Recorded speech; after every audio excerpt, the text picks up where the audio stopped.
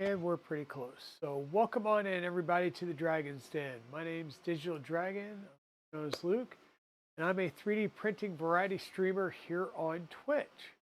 What does that mean? Well, it means we do everything from unboxing of 3D printers to full up printer builds like some of the others you see behind me. I also deal with prototyping. This was done under a closed beta. This is Zero G Mercury 1 full frame, full enclosure build. We've also done a trad rack under a closed beta. I've been participating in some betas, closed betas recently, as well as the box turtle. So welcome on in, everybody. I hope that you guys enjoyed the last couple of days, both with Thanksgiving, where in the US, where we just take a day, spend with family and friends, have some great food, great times, and make memories for another year. And then, of course, yesterday, which was Black Friday, which is the day that I never leave the house. Normally, I did leave the house last night, but it wasn't to go shopping. I did all that first thing in the morning when I got up at KB3D and Luke's Labs. Good morning, everybody. Let's see. We got Petty Ruxpin, 491 Phantom, Dad's Garage. Welcome in, and thank you for the first time chat. Uh, Da Vinci, Shaudell, Shrimp Father, hey, Martin, how's it going? And Chewy, good morning, good morning. Hey, Evil Diesel, speaking of the devil. Not really the devil, but he was the reason I went out of the house yesterday because we went and played Dungeons and Dragons last night again. Apparently, I am turning into a Dungeons and Dragons guy. And I was almost late starting the stream. Actually, I was late getting the stream started because I normally start at 10 minutes before the hour instead of right on the hour because I may have been playing with HughForge. But yeah, D&D is pretty fun. So you guys may see that I am wearing my Pez Liz shirt. We've been trying to share some love with Pez Liz the last couple of days. She did a fantastic Thanksgiving Day stream with plenty of gifts and prizes to everybody. And she's in the process of doing her partner push. So, hey, good morning, Eagle. And yes, go Tigers. Tigers will be playing today at noon, which is in a little less than 2 hours. They're playing an in state rival in South Carolina. So, I will it'll be a struggle to see if we make it past 12 or if I go watch that game. Exactly. Go Tigers. Um, but yeah, Liz has been okay. I missed something. You need a D&D group. Exactly. Come on down. We got several down here. But a couple of things that I've played around with this weekend is I did install one of the Panda jetpacks.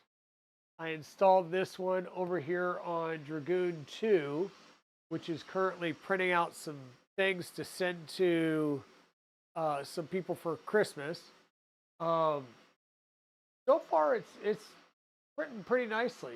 I mean, it's just an additional fan shroud that gives you better cooling performance on your Bamboo Lab, but it seems to be working so well.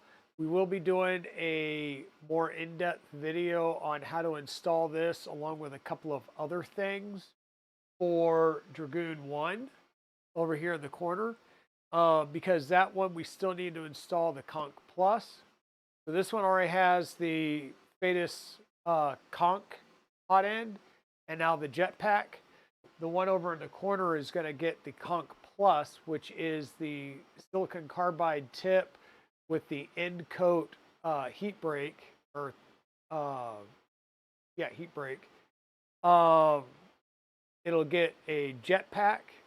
It will also be getting a chamber heater installed in it because this is the one that I tend to do all of my ABS, polycarbonate, and other things on.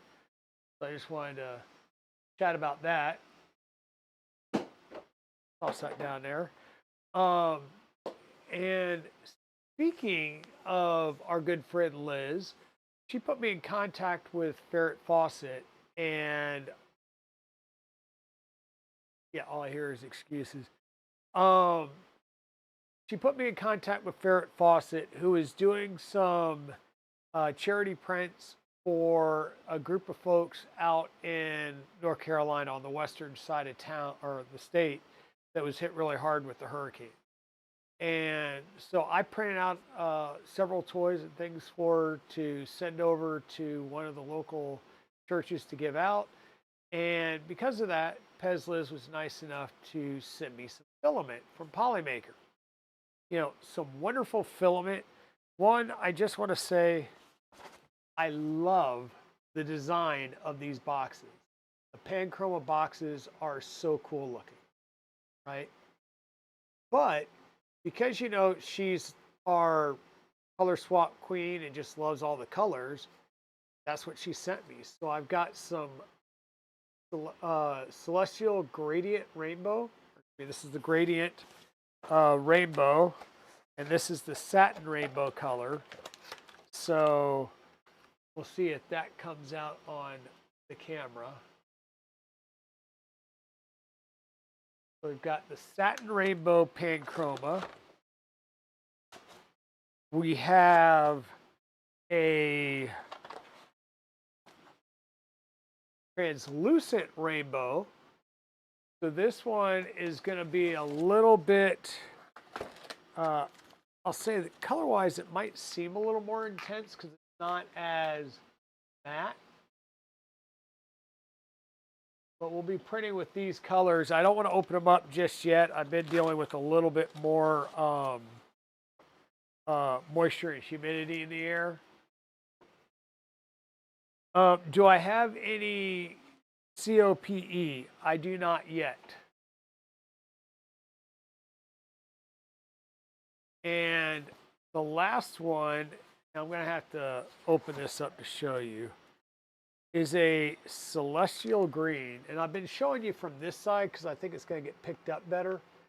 This, she's done some prints in, like some Christmas trees and stuff on her channel. Tell me if it looks better on the plain cardboard side or with the Panchroma color side. I know what shows the colors a little bit better. But so she sent me several good colors here that I can play with.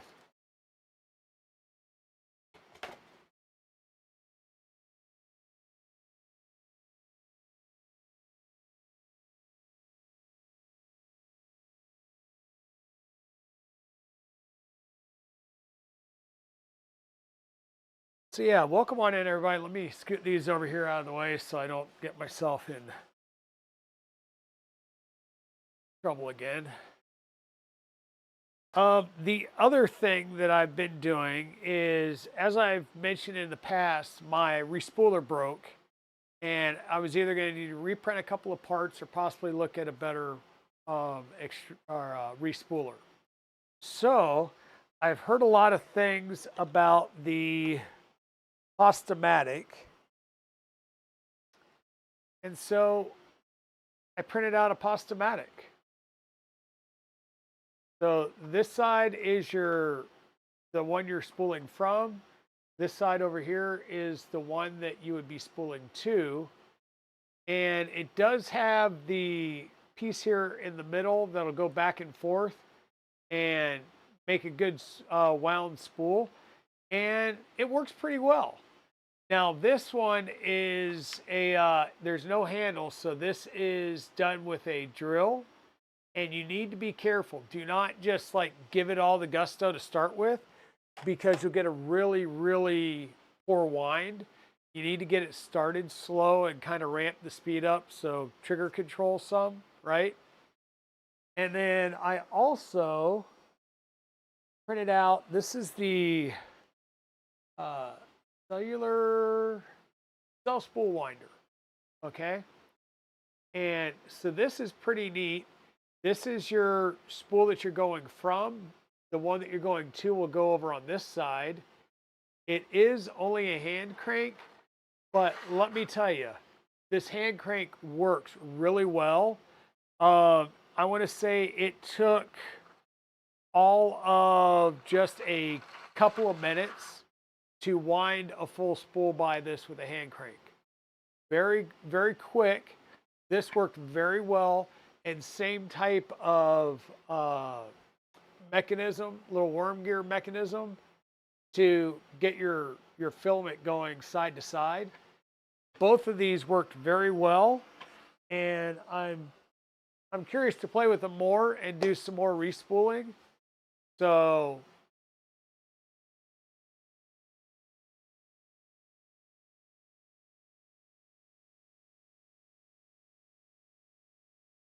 yeah, we did cause our own Mount St. Helens last night. Apparently, our DM, who was an Army guy, did not realize that, when you get a couple of retired Air Force enlisted guys and a retired squid, aka Navy guy, uh, we can kind of think out of the box.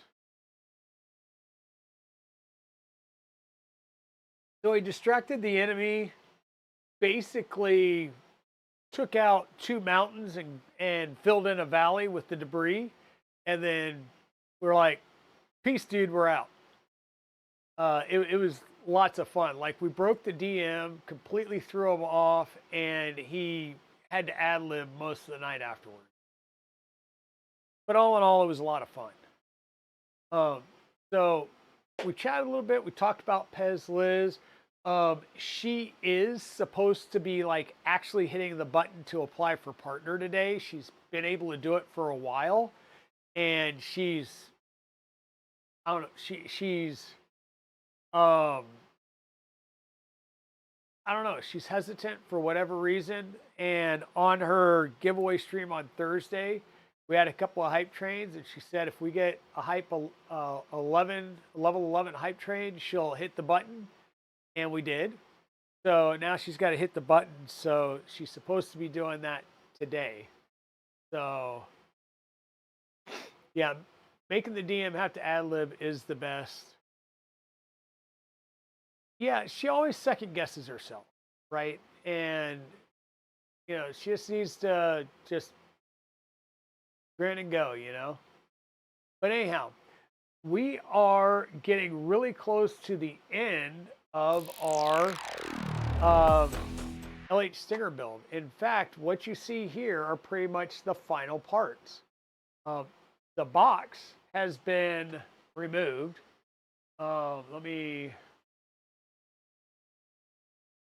Yeah, the box has been removed. We've got safety room here now, right? We got the LH Stinger, and we got our right off screen, but we've got the E-box.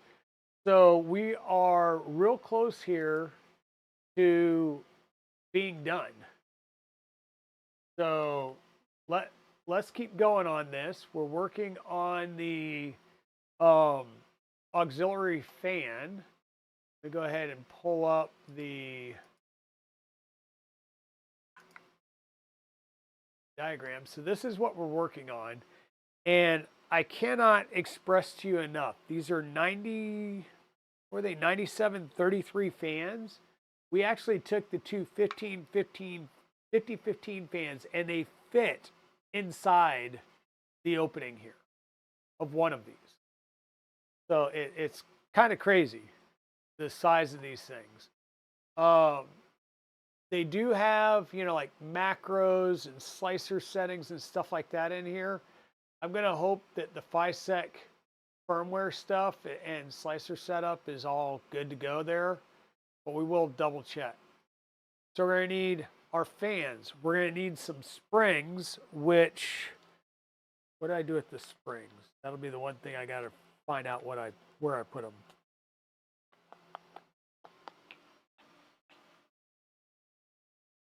I know I put them up here somewhere. Anyhow, they're here. We'll find them when we hit them. Okay. We're going to need some heat set inserts. Oh, wait. I put those in last night. There's one that goes in on each side. Okay. And then one of these not both of them, just one of them needs a heat press down there.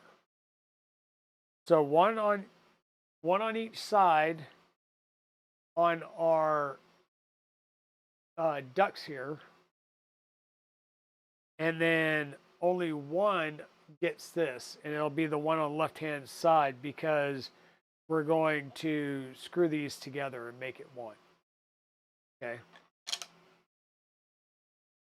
We'll need some 2020 drop-in T-nuts. We'll grab those when we get there. There we go. We'll need some various hex head nuts, some washers, and some various screws. So we'll grab those when we get to them.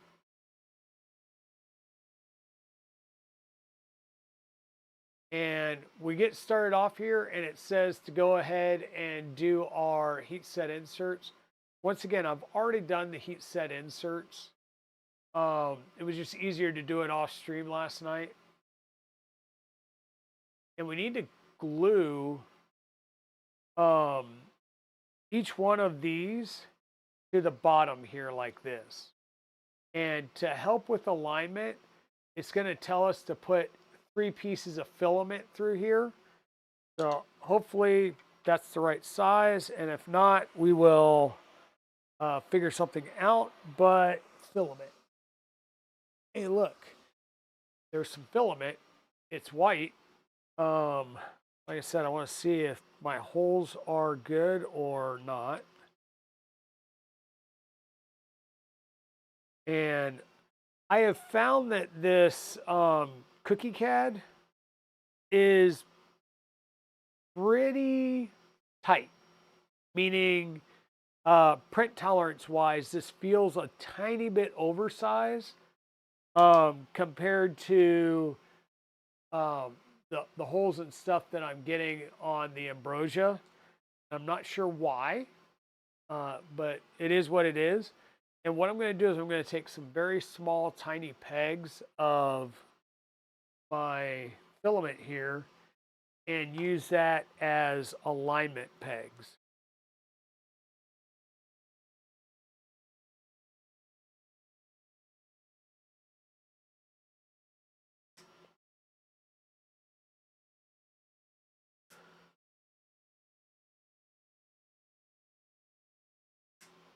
They don't need to be super long.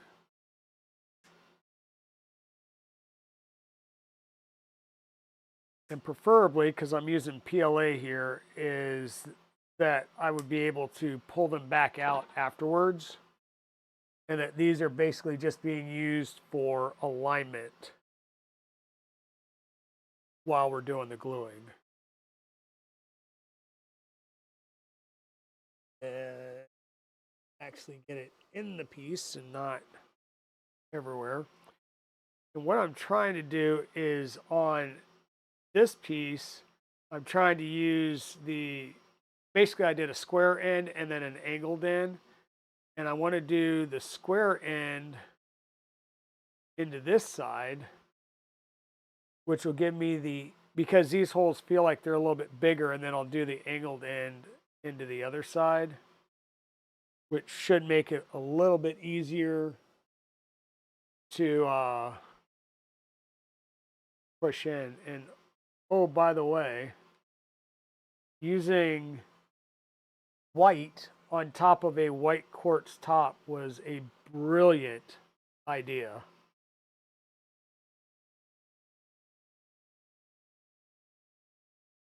Sometimes I have to wonder about myself.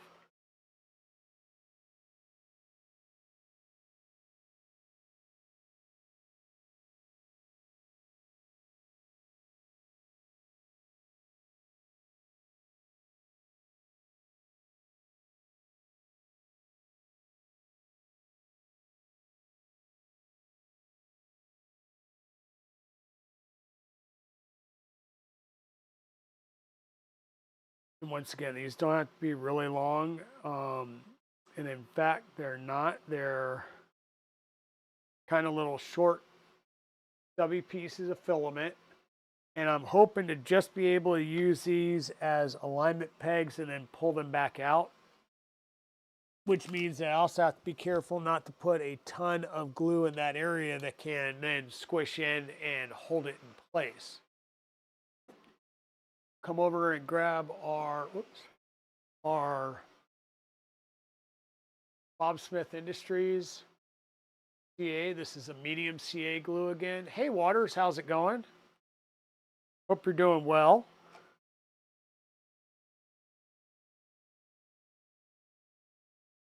We are continuing on the LH Stinger build.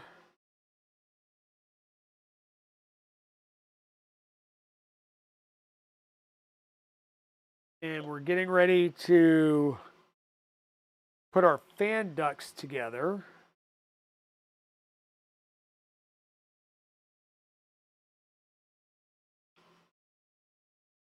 And we've got like 3 small pieces of PLA that we're basically using as alignment pegs.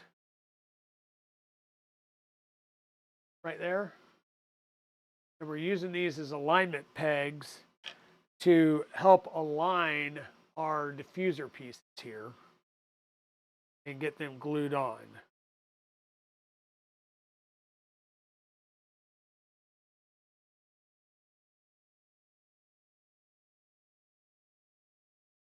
And the pieces that I'm using are the white there is actual PLA, so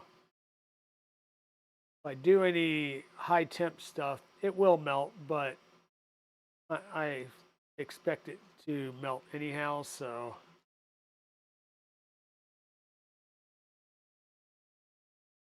just setting those on there, pushing down. And as you can see here, I put a little bit of weight on there with a 1, 2, 3 block. And we'll let that set up for a few minutes. Oh, my springs. I keep looking at these as if these were M3 shafts. They're not. They are actual springs. So these are the springs we'll be using. You stop wandering like mentally or wandering like physically, walking around.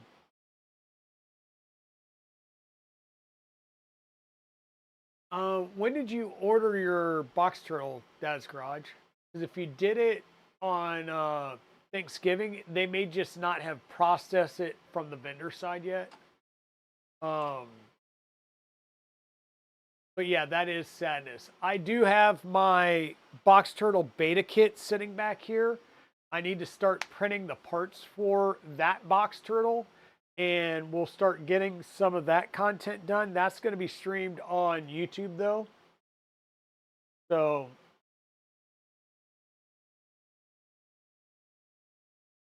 caught a minor cold, got a sore throat now. Our first choice of new space didn't accept our proposal, so we're reaching out to our second and third choices. Okay. Tons of ads today. Yeah. Sorry about that. I just noticed we were in an ad break. Um, yeah, there's, especially in the retail, um, uh, whatchamacallit, the retail, uh,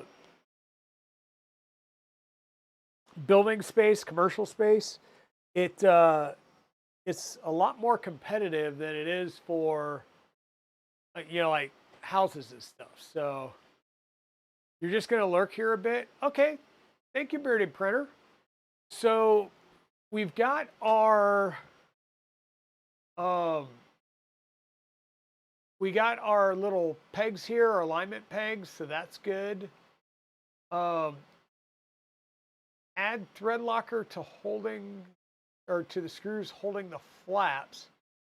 Insert the flaps and secure them with the button head screw and washer on each side. So this is where we'll add the flap sections here. And this is just going to help direct that airflow straight forward versus just, down. And so we're going to put in M3 bolts from the side into the heat set inserts that are in the fan bases here. And I want to give it just a couple of more seconds to let that set up. And these are going to be uh, M3 by 12 button heads, 2 on each flap. So we'll need 4 of these. And we're also going to need the washers, because I believe there is at least a washer under each one of these heads. 3 washers. We had 8 M3 washers for our shim rings here. Yep. 8 of these.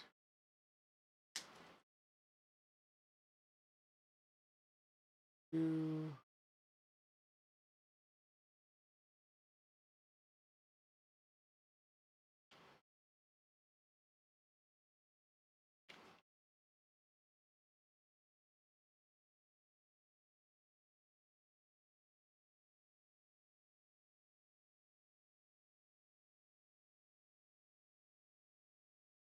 Yesterday it was all messed up. Ended up with 2 orders and I had to cancel one.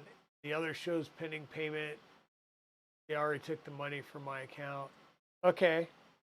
Yeah, it is kind of a mess.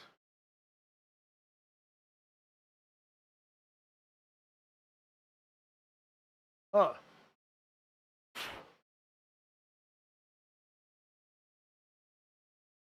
Well, I wonder, because I know there's going to be some redevelopment in downtown, and I wonder if they're waiting to see how that bigger play happens.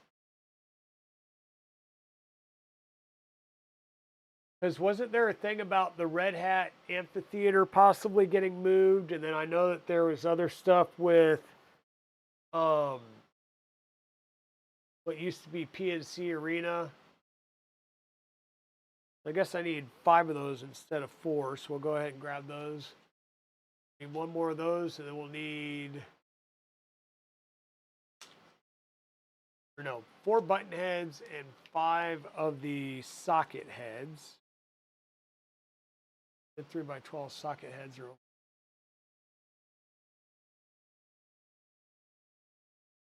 There's our 5 socket heads, our 4 button heads, our 8 thingamabobbers. We've got our 2020 rolling nuts over here. And we're going to need the long cap head screws, M3 by 45s. Those will be to actually install our things here, our fans. But yeah, that is frustrating when they don't even, make a counter offer or anything. Okay, so I think we've had that on there for a little bit. So we know that this CA glue takes a little bit longer than normal to set up.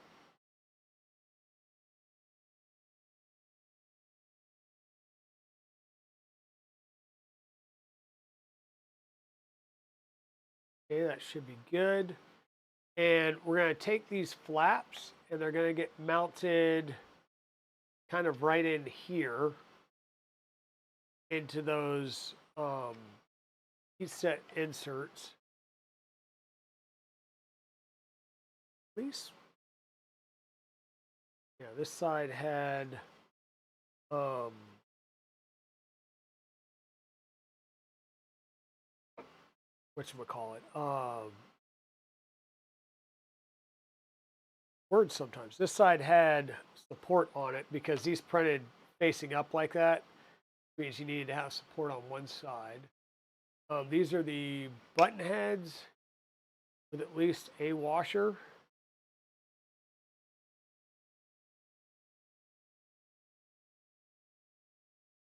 Insert the flaps, secure them with button head screws and a washer on each side.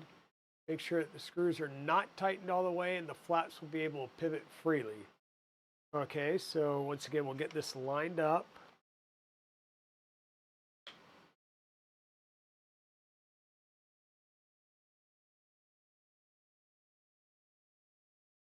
And we'll screw in our flaps.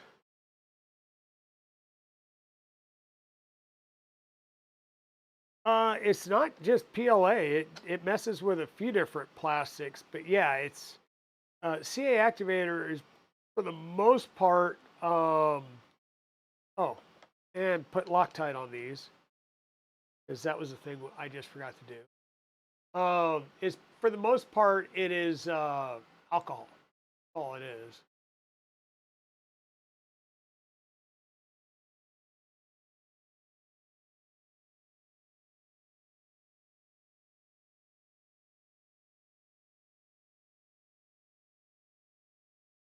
Okay, so we're gonna use very small amount of our thread locker. We are going to be going through plastic, so it can make this plastic brittle. So we definitely want it basically just down in the grooves.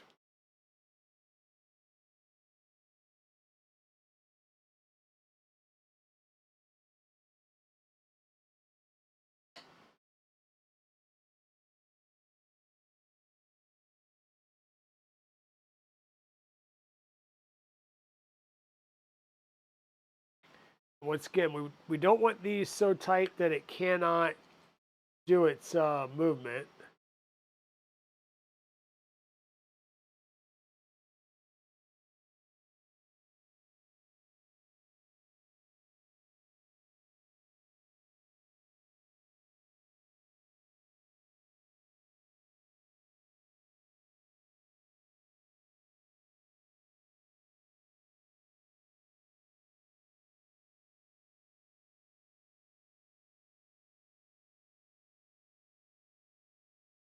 And that's why, of course, we're using our Loctite is so that we can manage our movement here and keep those from falling out, hopefully. One side done, let's get the other side going. Make sure we're cleaned up well.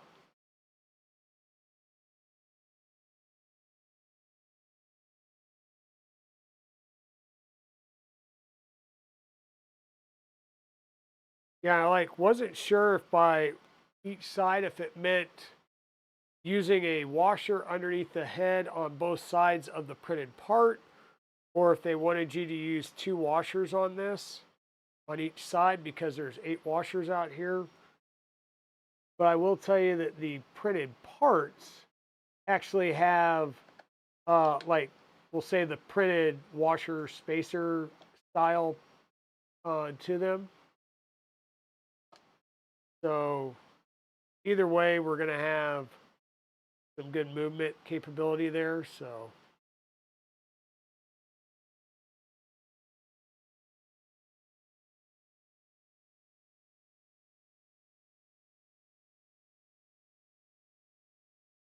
yeah, like I said, I hope everybody had some good times with the all the shopping deals yesterday. I know somebody that I follow that does PC builds got a Bamboo X1 yesterday. I'm assuming they picked it up from Micro Center, and because they're out in California.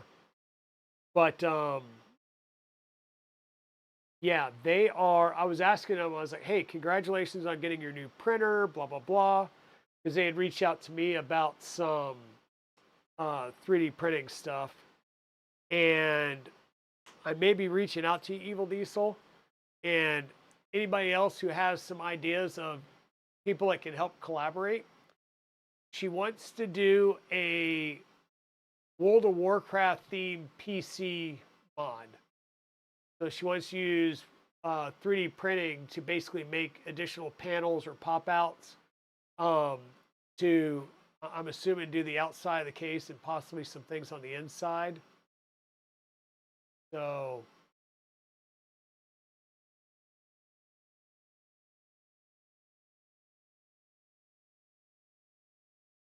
I have seen people that have put their A1 minis. There are some enclosures that you can put them in. Basically, anything you can put um, a Prusa mini in would work for an A1 mini, right? So um, a small tent, a Wham Bam pop-up enclosure, which is what I used for years, and now it's just sitting folded up here. because most of my printers are already enclosed. But I use that for my um, Ender 3, and you can use it for probably an A1 or the Prusa Mark 3, Mark 4s. Okay, Chewy, have fun. But yeah, you can make an IKEA lack enclosure. That is true as well. It looks like they want us to also pre-position our 4 nuts up here at the top and get our hammerheads ready to go. I'm not sure if it's easier to do it now or later, but we'll go ahead and do it now. And I'm just going to double check to see if I use those other washers anywhere.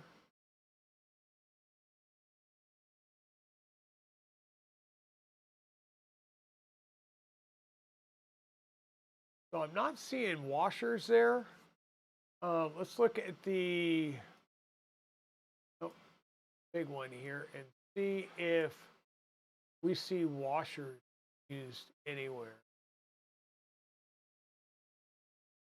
Doesn't appear to be there. One there. Let me look at my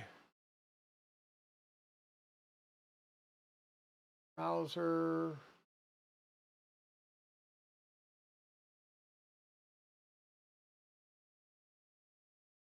Start hiding some things and see if we can't get down to just the accessories.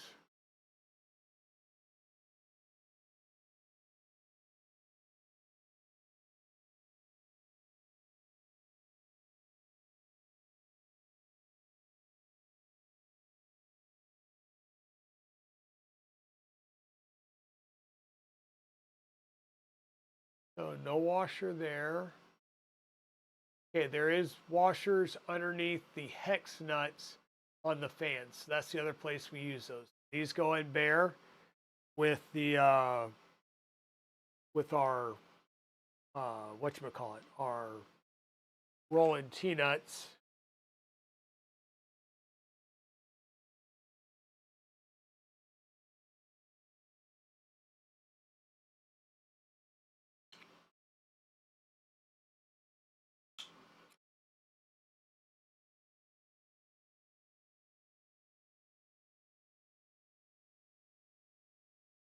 Probably gonna have to use our ball end driver for these.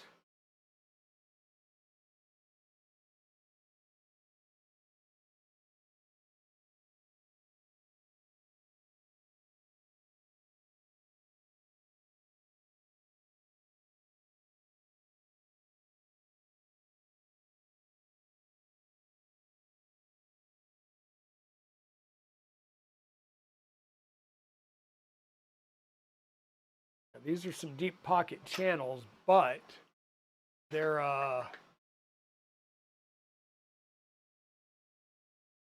kind of weird because the hole's kind of deep in there, but the only way this is going to line up with the angle there is if you use a ball driver to do that. So I'll have to reach around and grab our ball end drivers.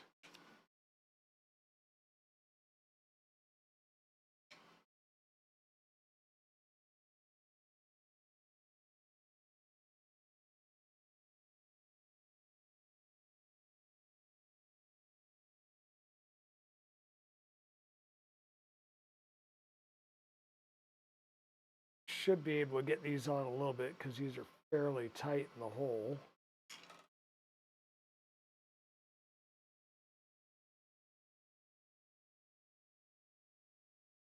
The Diesel, how was Goober last night? Because she looked exhausted at the game shop.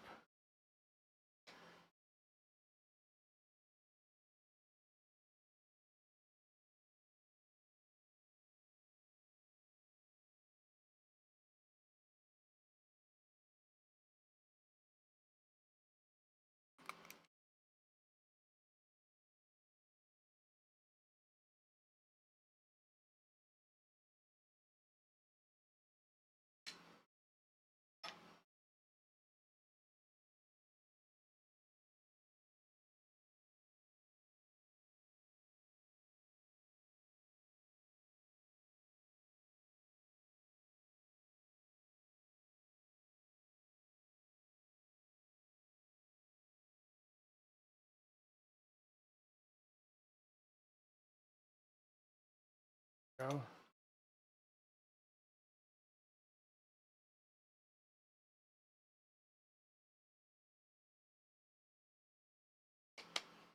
Okay. Those two are in. Get the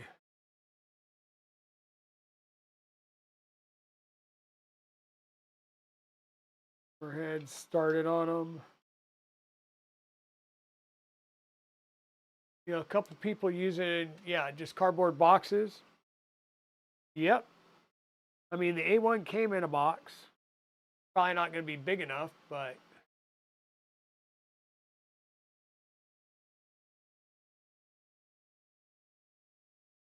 can't see the print either without lighting in a camera. Oh, yeah.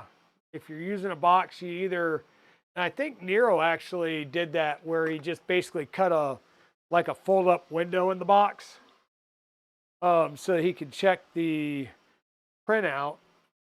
Okay, so we've got our flaps installed.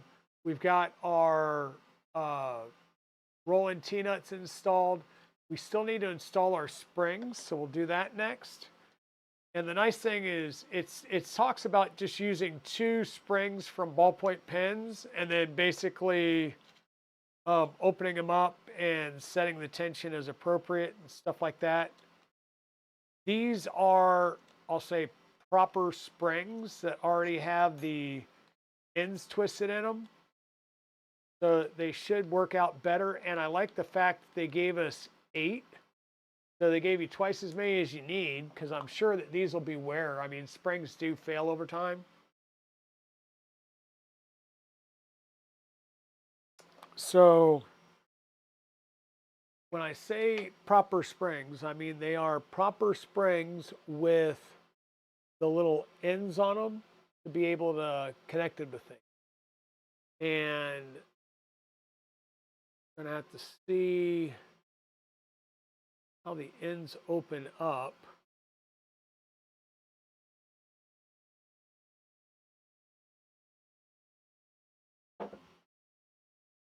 But what we're gonna do is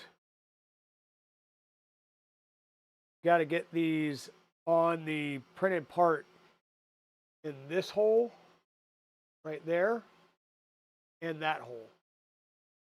So I'm not sure which would be the easiest or hardest. You're going to have to open these springs up a little bit to even get them in there.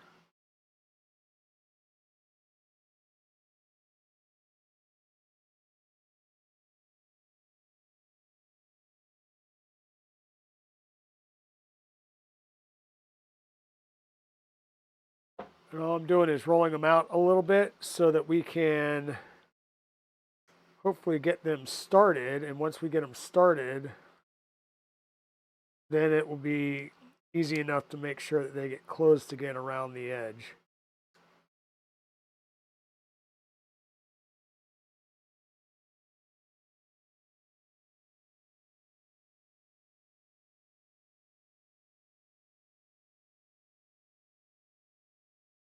So we're having to open them up. Whoop, which way am I going? Like,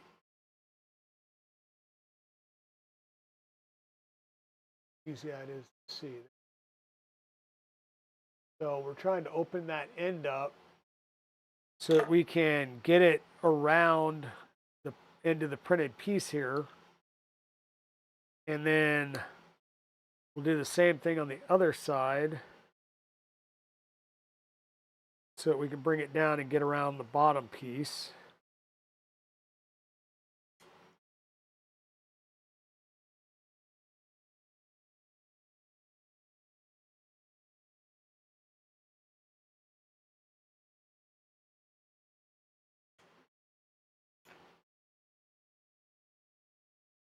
And that's kind of what we're looking for right there.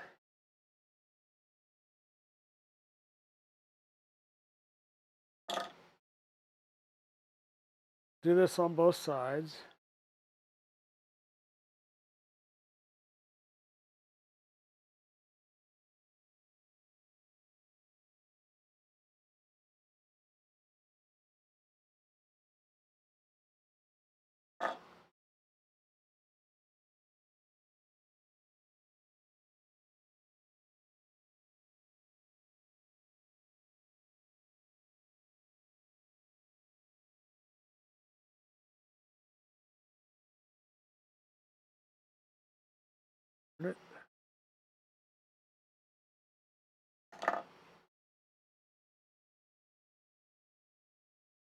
If you feel like you have it too far open, that's fine. You can always work on closing it after the fact.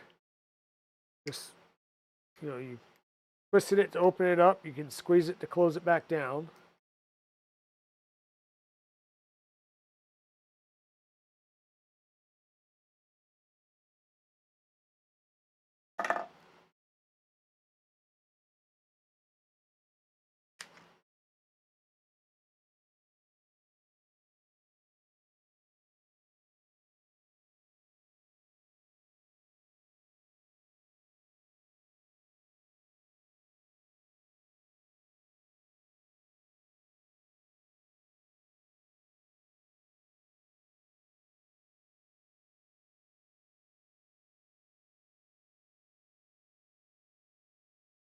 Well,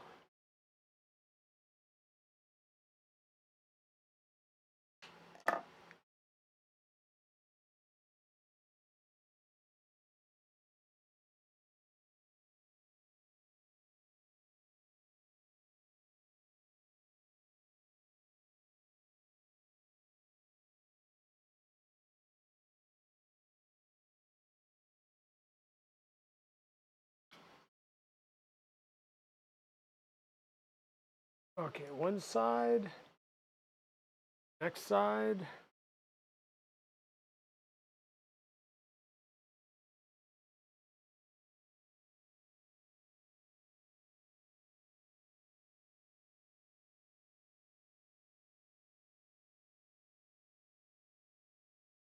What I just noticed on that one is I think it's going to be easier to do the one end to the back side or underside here in the middle, and then do the flap second.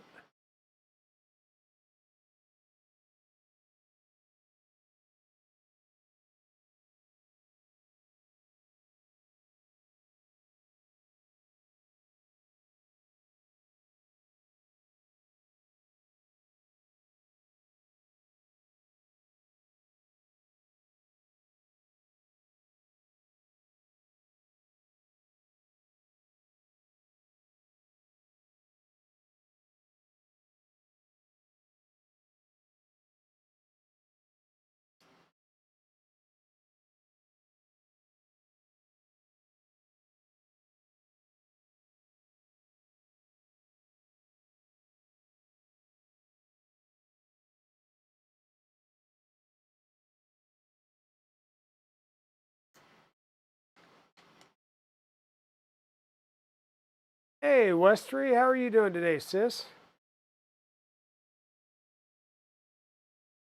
So I gotta ask, like, what all did everybody uh, buy yesterday for Black Friday sales? I know I got a few things from KB3D, but that I was holding off on getting, which were like my Molex connectors, like the physical pin connector pieces, and then I also got a couple of things that I'm going to use for giveaways here shortly on a giveaway stream. And then I also went over to Luke's laboratory and picked me up a second tube for reasons. All right, which way are you opening up? Is that opening up? No.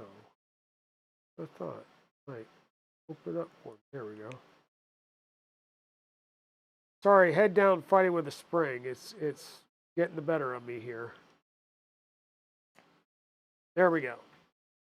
So we've got our two springs on each side. That helps keep our flaps open. We're also going to have plenty of air coming through here. So there you go. We've got those two set up. Next up, it's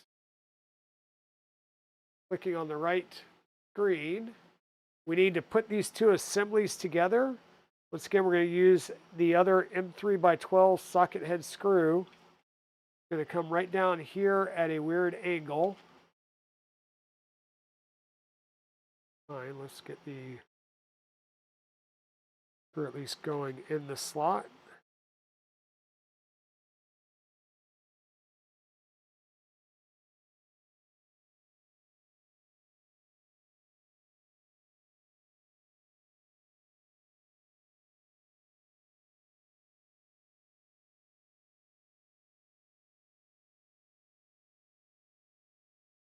Hey, Pez Liz, how's it going?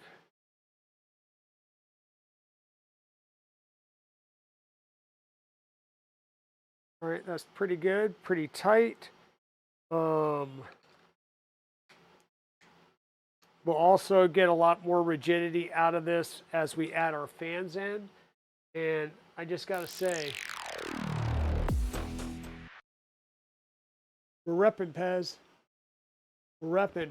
What time are you going to start your stream to do the your partner application?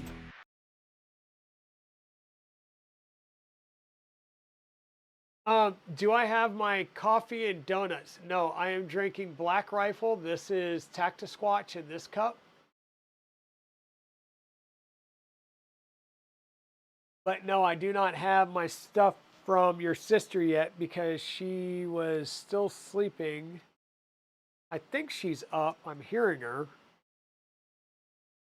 Am I calling for lock nuts or it's called for hex nuts? I only have one left here, so either I went through a bunch or there was a discrepancy. So there's one. But never fear, I've got a whole container of M3 nuts. So whole container of M3 nuts and can't seem to dig any out. Two more. One more. So there's our 4. Oh yeah, love the shirt. Love the shirt. Okay, so we're gonna have this part right here, and something to note. Let me pull this up here. There's channels right through here. That'll be critical because that's going to allow us to actually run our wiring. So we got to be cognizant of where those channels are when we go to do our next step here, which is actually mounting the fans. Okay, so we're going to set our thing like this with our flap sections facing down, and we're going to mount our 2 fans, and they're just going to line up here.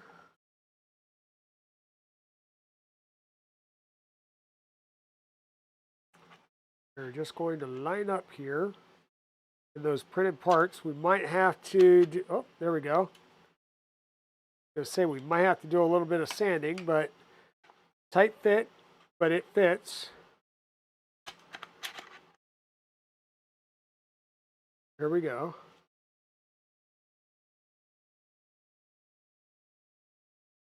So we got those. We'll worry about getting them all lined up nice and pretty. The nuts or the bolts, the nuts. The bolts are coming in from the front, so we'll go ahead and get those in, which will allow us to get things lined up.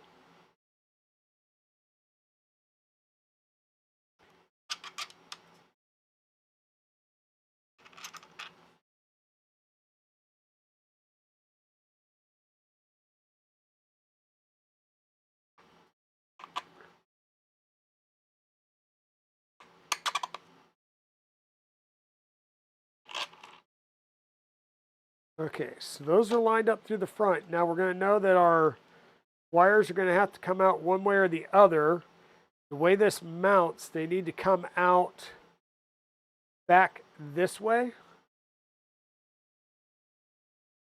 because this will be off to the left. So it's going to be coming this way. We'll have our little depression piece there. This is going to line up onto our bolts like so.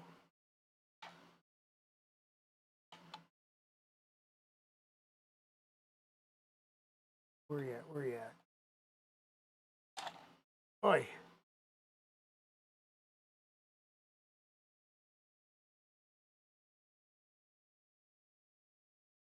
Seriously?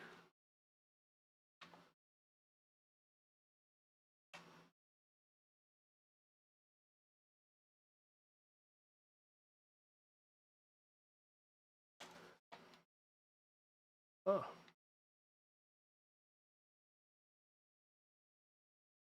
Yeah, it looks like it's going to be the right spot, but our wire trough's a little bit higher than I expected. Up there. So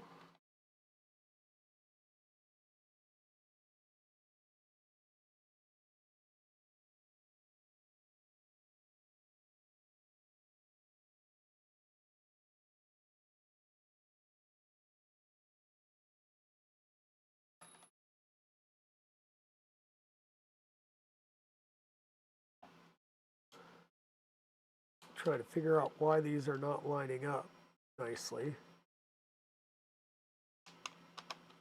There we go. We got two lined up. I'm just going to go ahead and put a washer and thread a nut on 1 or 2 turns, and that will at least lock that piece on. We can get the bolt to line up, or the nut to line up. Hey, Steve Builds, how's it going? Welcome in. Hope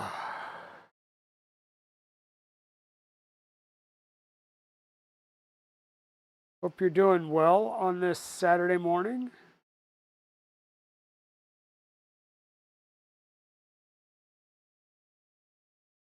And actually, Steve, if I can ask, what have you been working on lately? I haven't really, I, I have not been catching your streams as much as I want to. I know that you're probably on your way or over at Murph already.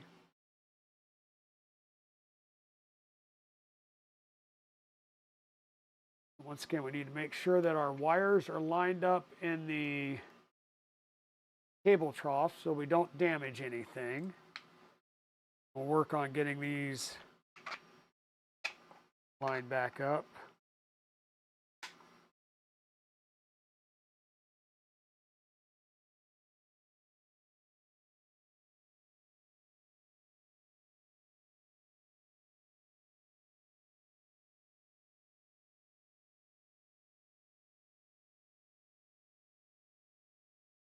Which 3D sets one are you working on? Because you've done a couple. You just did the Reaper, I believe. What new ones are you working on now?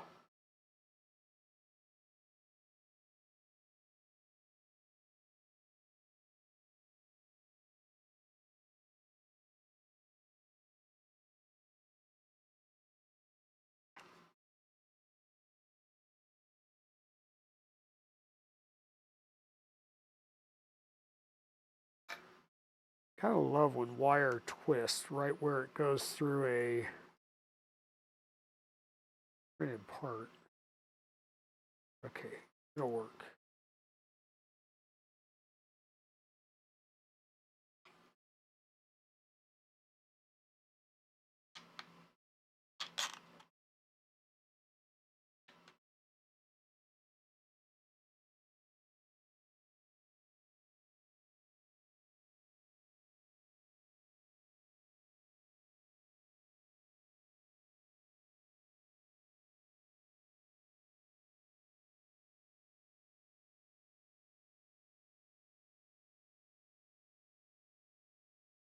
All right.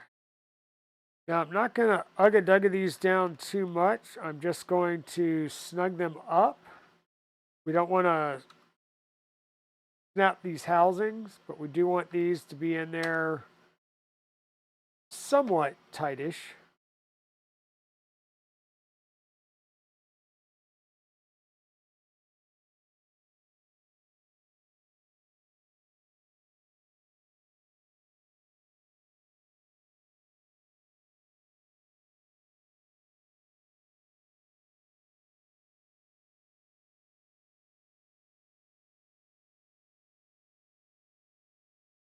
Anything you would recommend picking up for the box turtle beyond what's in the LDO kit? Quite honestly, I have not opened my LDO kit, but looking at what Armored 3D has been doing, because he's building his kit now and Lee Marie's building their kit now. I don't think there's going to be anything that you're going to need. I think it's all there. What you're going to need is filament, and more filament, because you're going to be chewing up a lot of it.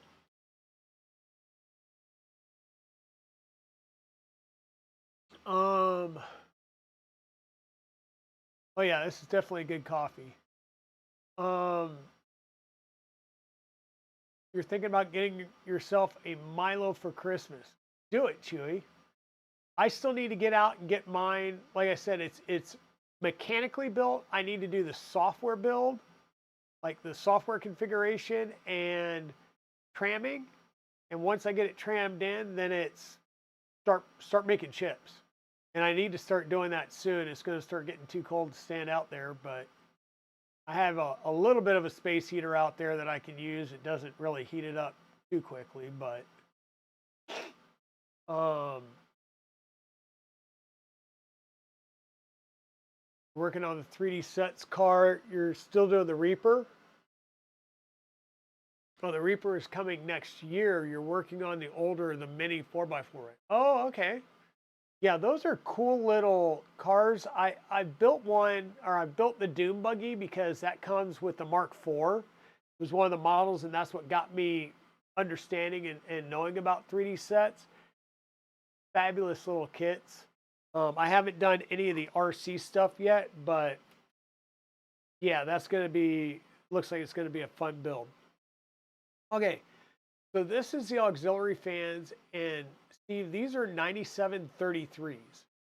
Like, you can stick two 5015 fans in the outlet ports of these things. This is going to be stupid crazy amount of cooling um, that we're going to add into the printer here. And speaking of the printer, we do have PTFE2 that they gave us, and this cable here is set up to be able to run UART and, you know, power the Pi and run UART for between the Pi and the fighter board. I actually installed the USB cable instead. So that's the way I'm going to do it, is running the running it via USB instead of UART. I just think that's going to work out a little bit better. Let me scoot this off here. We'll bring the printer back up here. Oh. And we'll check out this chunky beast. So if you weren't on last stream, we've got the Y carriage installed, the Z belt's done. We've got everything wired into our breakout board back here, except for the auxiliary fan. We need to install that and get that going. And then, yeah, I think after that, that's all we have. Now, we do have an RGB port on here that's not used, and a couple of other sensors and an auxiliary port and some stuff. So there's some other things in here that we can add on. And we're going to take this beast. We push these in there so we can get it installed. And this mounts right here at the back, like this. And I believe it's just getting centered. We get one of these started so that it's at least hanging on of its own accord.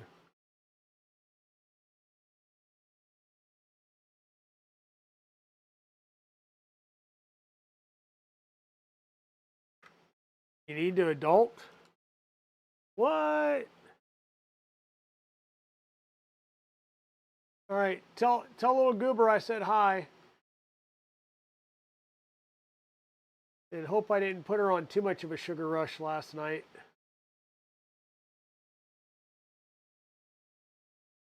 Yeah, I really like Black Rifle Coffee Company.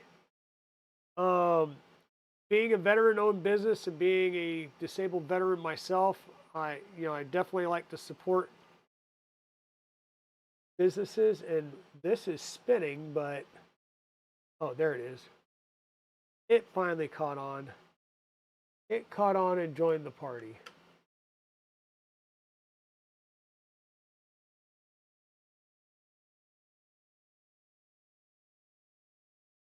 Yes, like I said, I got a bunch of microfit pens, both male and female, uh, from KB3D yesterday.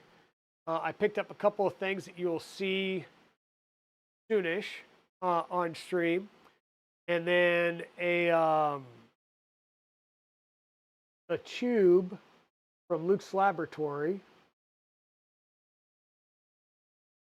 Ah, and Chewy had me sidetracked when he was talking about Milo.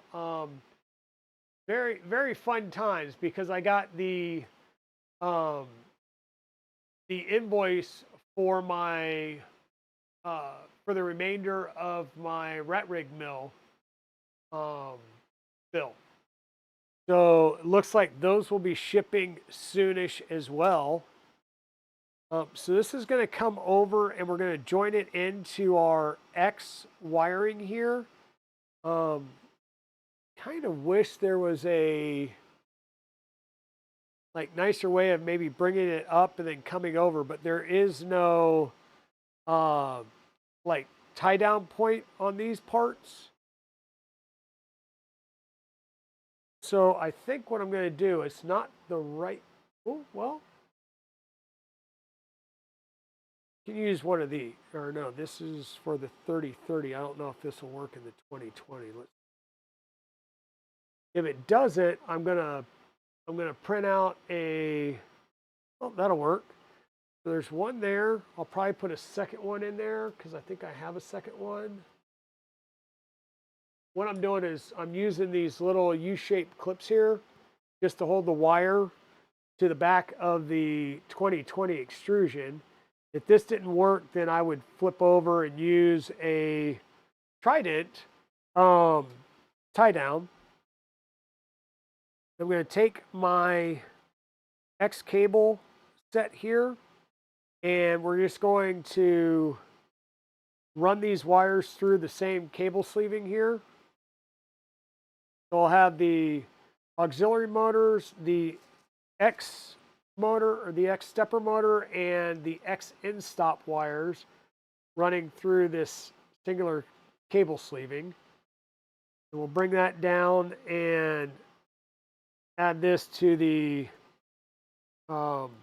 auxiliary box there, or the breakout box.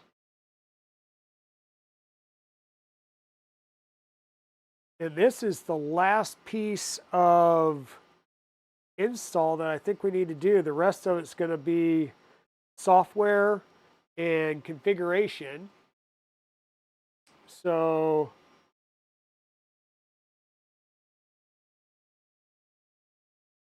yeah. So are you familiar with the Stinger, Steve? They had it at the Fabrico booth at 3D Printopia, which is where Hector talked me into getting one of these. It really wasn't a hard sell, by the way. You're around, but it's laundry time. Okay, Liz.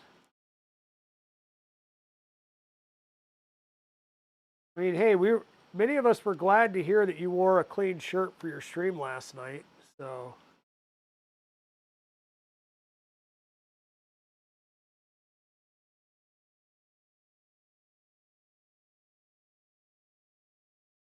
and it looks like this auxiliary fan wiring is going to be super duper long. And I really don't want to cut it because, well, it's two fans wired into one connector, which can be a pain in the butt to crimp.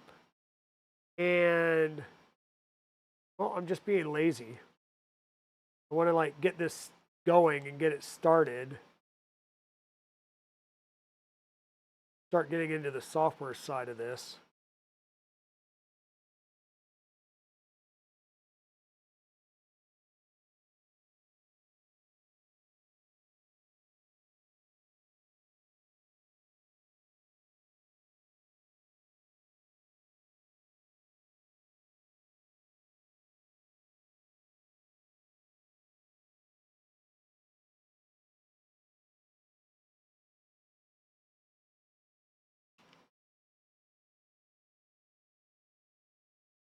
Yeah, the rat rig mill is pretty impressive. It's once again 30 series extrusions, like all of their machines are, and it's going to be pretty robust.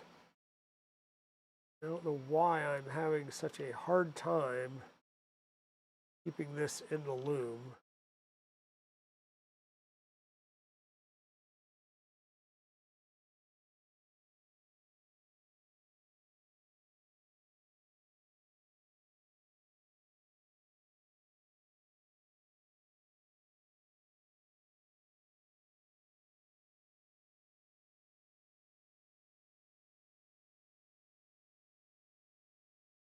Okay, that there, put that back there. This, of course, is going to get routed down through here if I can get it.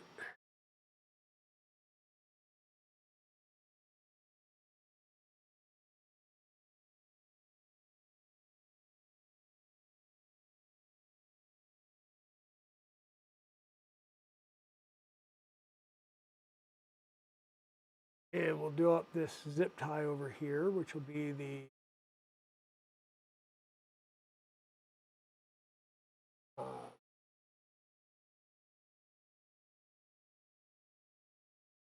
strain relief for these cables to make sure that they stay down there and stay at least semi-wieldy.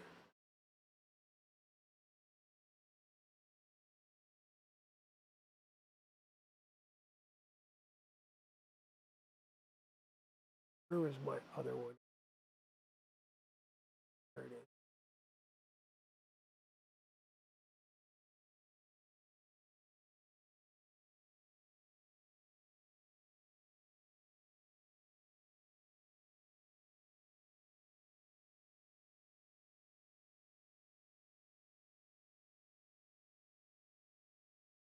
We've, for the most part, we've trimmed our wires down to make them a little bit smaller and easier to route and cover up through here.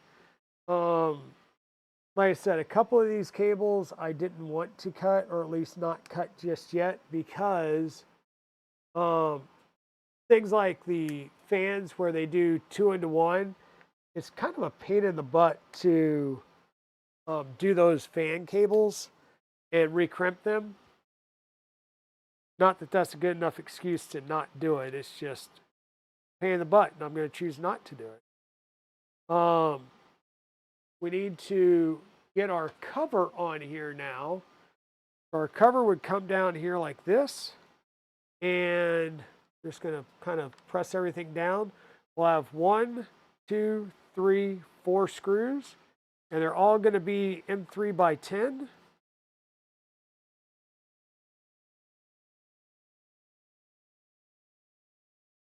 Um, M3 by 10 countersunk. Now, I might have a couple of these that don't line up appropriately. Um, yeah, let's do countersunk and not buttonhead. And that's just because as I did the um, heat sets into the standoffs, they kind of, let's say, squished a little bit.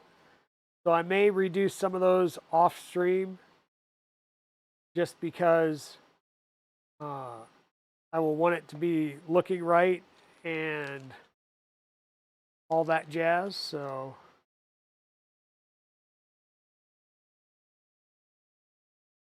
but for now, we'll get a couple of these on here.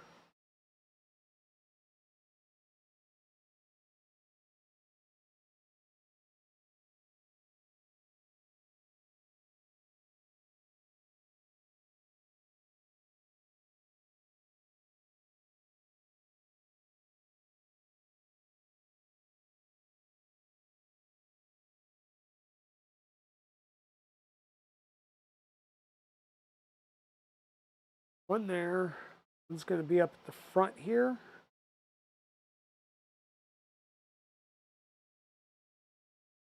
Get the back.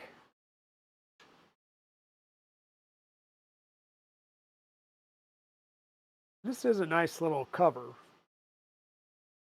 Definitely covers up all the electronics nicely. And still gives you access to your 3 breakout cables that will go over to your e-box. Hey, Timor, how's it going? Yeah, gotcha. Yeah, that's right. He did do his at Remerck, didn't he? Yeah, so this is the FISEC kit from Fabrico, or through Fabrico. Yeah, this one standoff just doesn't line up well. Like I said, it kind of pushed out some. See if I can't twist it around a little bit and get it to line up at least a little better.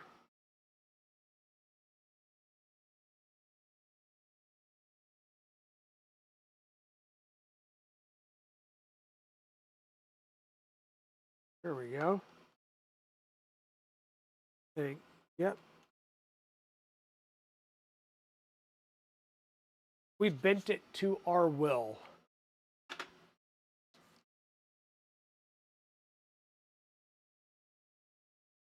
So the good news is we've got a lot of leftover hardware. Not nearly as much as the hardware left over by the whatchamacallit, the God, what do you call it?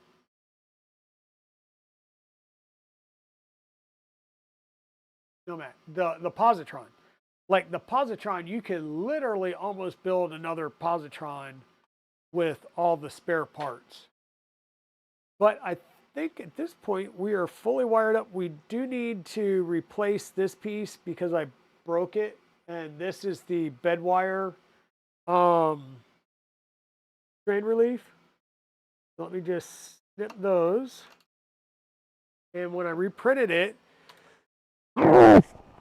excuse me, I printed it in the ambrosia filament. Like I said, it just feels a little more rigid and not oversized. I feel like the cookie CAD printed a little oversized. And so there are a pair of M3 nuts underneath here. Just gonna undo those. Might be easier to pop this up on its side to see things, but this is just a printed piece that goes through, or a printed piece that sits on top of a piece of carbon fiber that is attached to the rear mount point here for the bed. So we should be able to fairly easily pop this off. Just like that. Pop these out.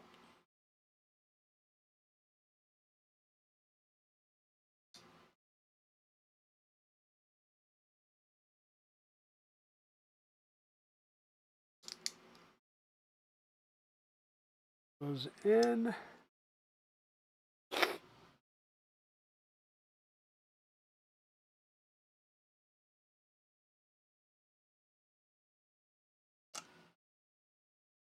Lined up, get our wires back in here.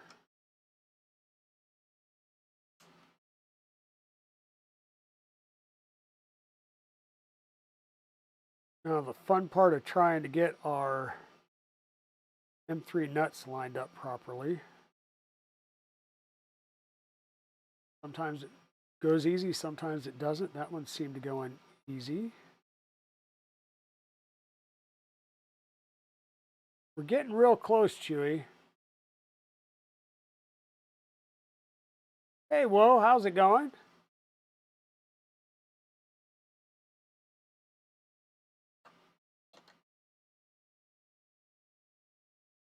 Just going to tighten these up.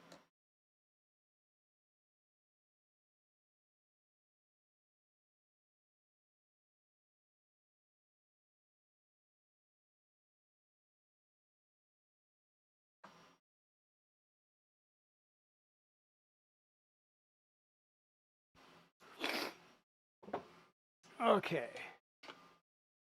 Now we can come back and do our zip ties, and I'm going to use mine because they're a little bit thicker and stiffer. I think will work better here.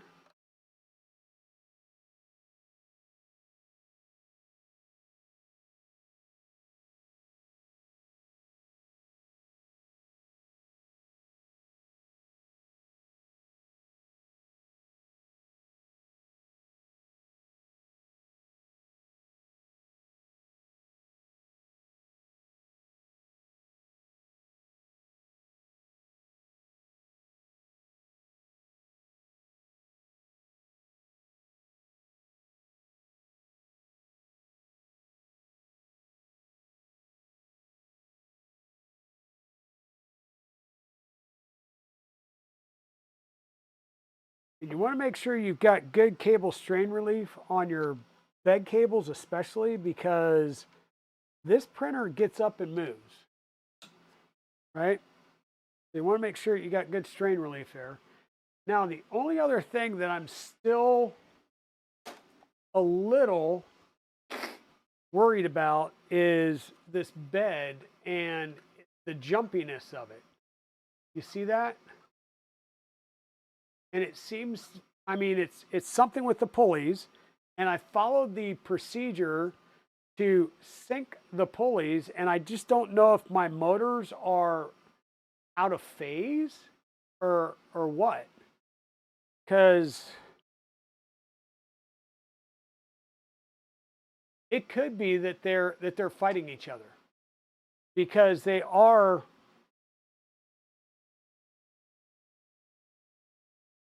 Yeah, because this one's going to turn this way and the other one's going to turn. The one's turning clockwise, the other's turning counterclockwise. It could just be that they're physically wired the same way, which means they are 180 degrees out of phase. So this is probably something where I just need to have the software config up and running.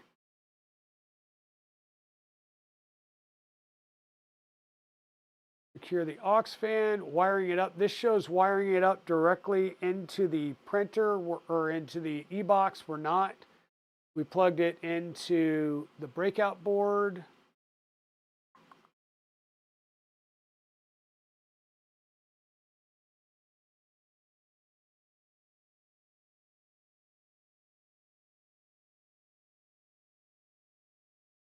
There are some slicer configs, but that's somewhat different than what we have in the FISEC because they're talking about an octopus and we've got the FISEC spider. So once again, in our wiring diagram, let me go full screen here. It kind of shows two different wiring. It shows a UART connection that comes down to the center of the board, and then it also shows a potential USB connection. So I'm running the USB connection versus the UART. I think that'll be a little bit better. Oh wait, no, I can't do that because if I do that, then there's no power to the board itself. I'd have to power it separately, so that's not going to work either. So we're going to have to fix that. We'll change it over. Once again, this did come with a decently nice set of Allen keys, to be quite honest, and we've used them several times in the build here. So a decent set of Allen keys, which was nice. It did come with a pair of snips, and this isn't the one that came with it. The ones that came with it, you know, these are the ones that came with the kit. Just use safety glasses, Play-Doh. So we've got another pair of these. And yeah, a ton of extra bits and gubbins. Like, here's all the extra parts that have not been used in the kit yet.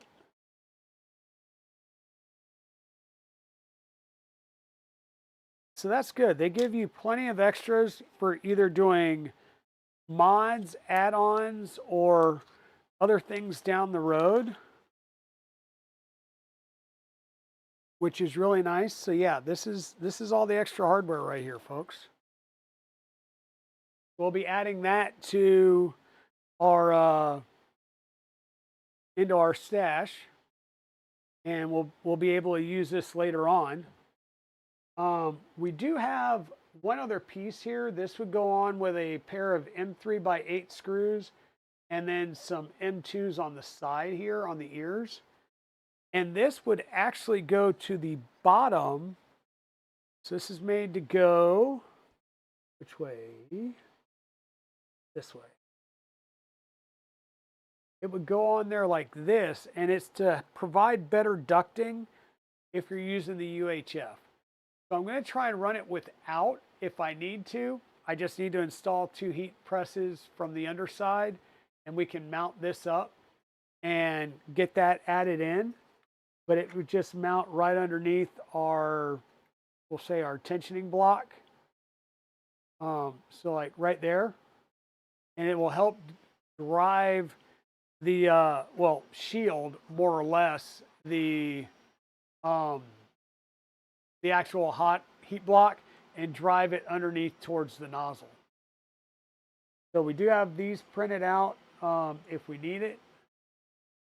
This piece right here is to mount the nozzle probe in here. You would still use a nozzle to mount it to this. And then this gets attached to the bed, and it's used for input shaping the bed because we have a different style of input shaping device on this one. Got a few things here to clean up. And I think we'll be ready real fast here to do a power up. Like I said, I'm going to have to change some things in the e-box. And I want to get this stuff put somewhere, preferably in a big bag. So let me grab a Polymaker bag for now, and we'll just throw all this excess or extras in the Polymaker bag. And then watch me realize that I forgot something and have to dig back through all these, but it's all good.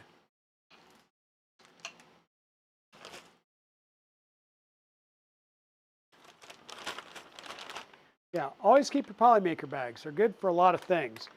And we will eventually sort the majority of this out into our screw storage bins. But for now, this will just sit off to the side. And speaking of sitting things off to the side, I'm going to take this beast and we're going to set it off to the side for just a second.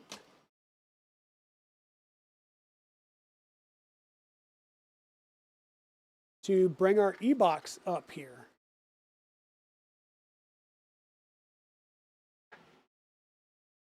So once again, here's our e-box, and we're going to take out the 4 top screws so we can take the top lid off of here.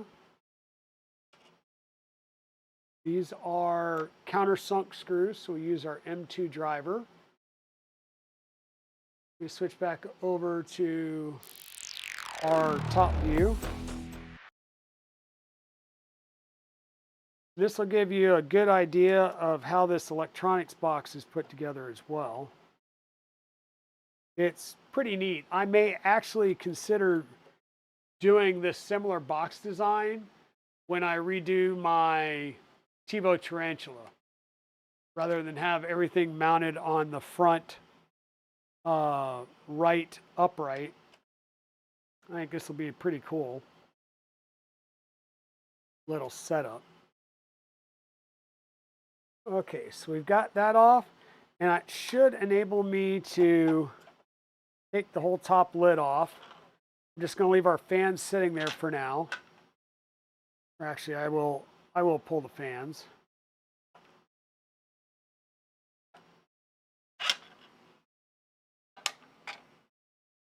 And so once again, here is our layout. We've got our 48 volt power supply that runs the X and Y motors. We've got our 24 volt power supply that runs the Z motors, the E motor, and all the rest of the electronics, the fans and all that good stuff. We're using Wago connectors here. We've got our load, our neutral, and our ground is down on the back side of this. We got our ground down there as well. We properly terminated all of our ends. We had to add a couple of wires in here because we didn't have enough room, but that was fine. We've got our Raspberry Pi here. Like I said, I was going to connect it via USB, but we need to do it via the UART. Otherwise, we have to run secondary power to this. Now, there is I'll say not a design, but there is a mechanism here that somebody had developed where you run a 5 volt into here via the USB connector, and then you use the GPIO pins to trigger an SSR that does the power to both the power supply. And so in that case, what you're doing is you're leaving your Raspberry Pi on all the time, which is just sipping power, very little. And then it will be able to turn on the rest of the printer when you need to.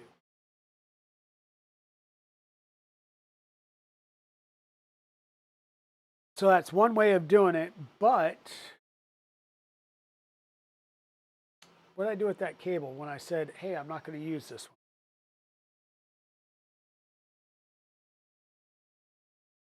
one? It fell down here as well. Okay.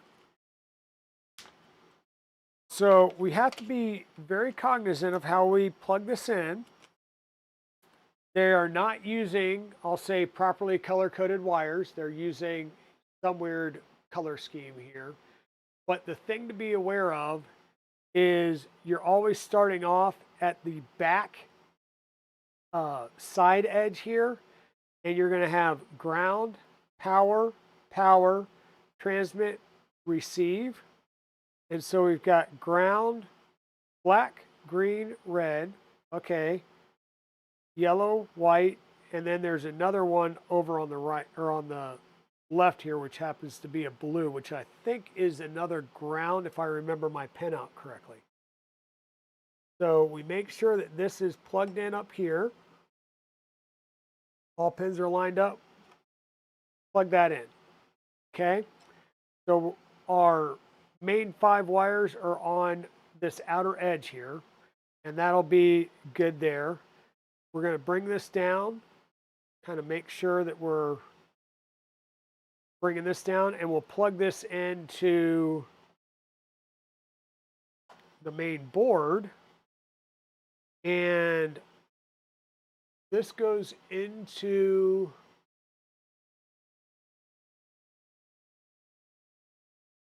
we've got 2 connectors here, 2 multi-pin connectors here. We're going to go into the center one.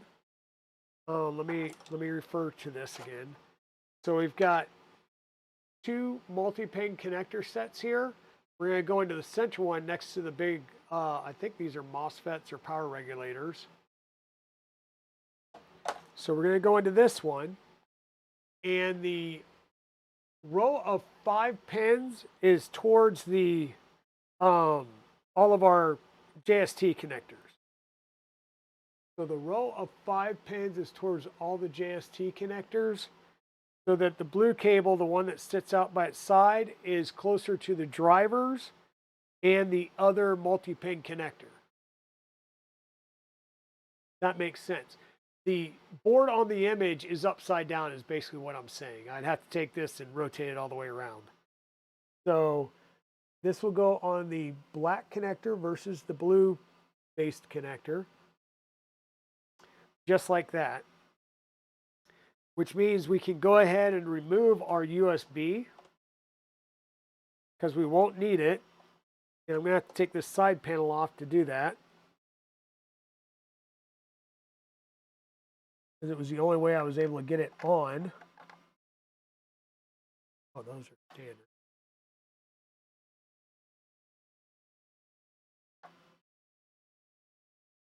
And welcome on in, Joe Mike Makes. How's it going?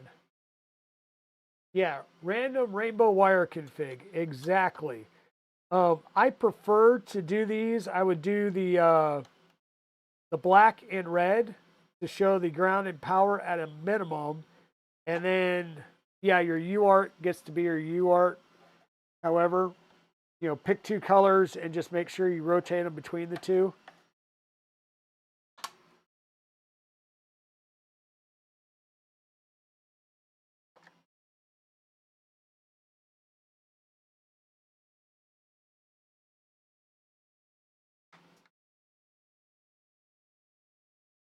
But, and in fact, I didn't even check that. So we got yellow then white for transmit and receive over here. When we come down here, interesting. So these look like they're goes receive then transmit. So in this case, transmit is white, which goes into the receive. So okay, that's good. It's they don't have to change the, I'll say roll the pen out, because the connectors itself are in a different order. I'm going to bring this down in here.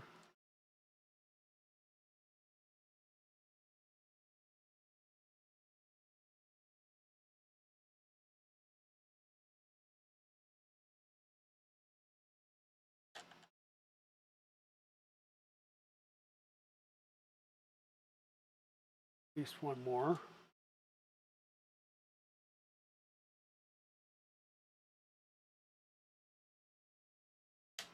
Just trying to keep everything as neat and pretty in here as we can. Now there is a mod that I think Maker Milo did that would take your Raspberry Pi and turn it sideways like this, and it exposes your ports on this side panel. I may incorporate that a little bit later. But honestly, unless you want to add a camera and you're going to do the full enclosure and add a camera to the enclosure and all that, you're not going to need to. And you've got a slot right here where my finger is. Right? There's a slot right here that you can run a USB cable through, plug it in, boom, you're done. And now you've got your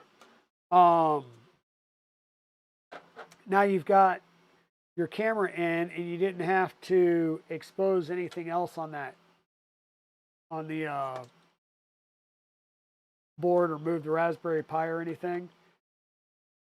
And on this lid here that I'm holding up with my dad bod, so I'll say yes, Joe Mike Makes.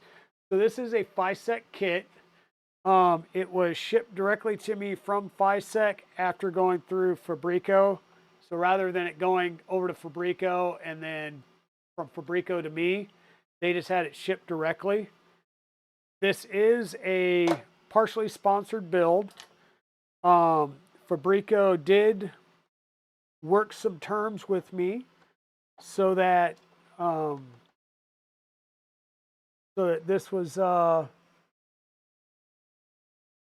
coming to me at a little bit of a discount. But yeah, and once again, here's how everything is plugged in. All this wiring is done very, very nicely. We had to trim a few wires here or there, but this is a very, very well thought out electronics box. It works really, really well. So just going to make sure that these stay tucked up at the top so they don't interfere.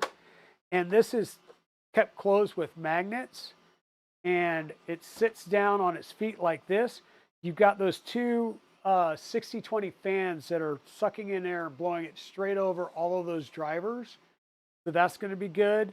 And you've got plenty of air ventilation up here, so even your Raspberry Pi is going to be able to wick heat as it gets the air in here.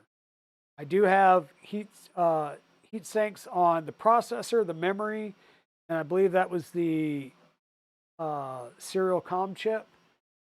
So we should be good to go there.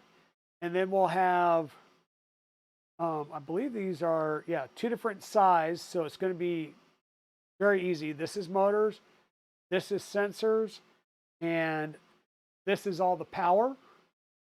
So bada bing, bada boom, 3 cables that connect this box to the main printer. And then you can have this stashed somewhere out of the way, or in this case, right behind the printer. I think Maker Milo actually had a plant sitting on his. But let me clean some things up. There's even some extra carbon fiber piece. So this kind of relocates your bed strain relief to a slightly different point. And we've even got another set of spacers. So if you ever have to do anything to the bed or over time or whatever, you break it, you can get it. Oh yeah. Oh yeah. Hector is good people. He definitely worked with me to make this affordable and advantageous. We have also talked about me getting a baby belt kit when they get those. So I will have an LDO baby belt kit to build on stream as well. So let me get rid of a couple of things that are basically just clean up a little bit before I bring the printer back up here and we actually start trying to make things go burr. So we plugged in the printer. I hope, that's the one thing I didn't think of. The FISEX Spider, can we, because I'm trying to remember, I've only used the Spider board on one other build. Can we flash that via the SD card, or do we need to do that in DFU mode? Because that would be the only other thing I would think of why I would need a USB plugged in, would be if we had to use that to flash it. And I really hope not after going and taking that out. That's our tensioning block tool. So these are all the tools that we use sitting up here. So we've got our rail alignment tools for the 3060, the 3030, and the 3020. This is a spare tensioning blocks for the Y-axis. Spare springs, we'll add that to the spares bag for now. And then this will be our nozzle input shaping tool. So very simple design here. You will clamp this with the M6 threaded nozzle. Make sure you tighten it, cold tighten. Plug in your cable, do your input shaping on the X, and then you'll have to take this, mount it in your board here. Once again, put the nozzle and hand tighten it down so that it's nice and rigid. And then this somehow gets attached to the Y axis. I haven't yet seen exactly how. It does come with the proper USB cable, so of course we will plug this in through the pass-through here when we go to do that part. I do not plan on doing that necessarily today, though we will see, because we've got to do all of our basic firmware setup first. I think I'm going to set it this way. Bring this back up here. Oh. It's one thing that you guys might not have seen is I did add this piece back here. This is just a two pneumatic pieces here. So this will be our reverse Bowden tube that comes around and into our extruder.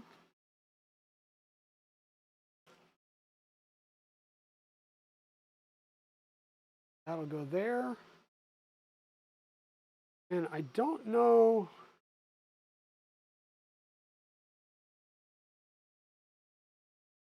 Should be able to loop straight over the top like that. So that goes there. That'll go in there like that. I don't think we'll ever be up this high again because this is a all the way up. You like that. There we go. I don't think this bar will be this way again because it is literally all the way up to the top, and that's how I did it to make sure that I wasn't racked. This will be running clipper. Now, if I take this and kind of push it down, I'm just making sure that the PTFE tube does not get caught or kinked when it's all the way over here. So yes, it does loop up and over the top, and that will work. I'm pretty close, or I just touched. I'm still a little worried about how we're going to pick up the dock here because it obviously is not, one, properly lined up. So I'll have to fix that.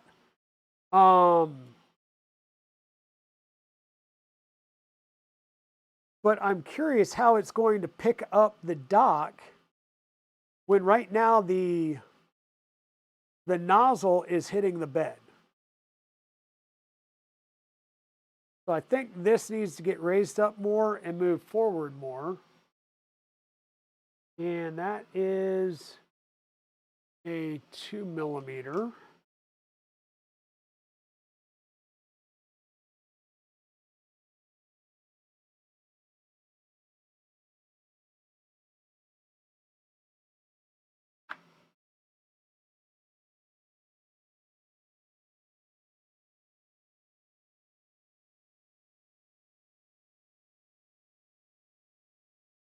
I think that's lined up in that direction. And then,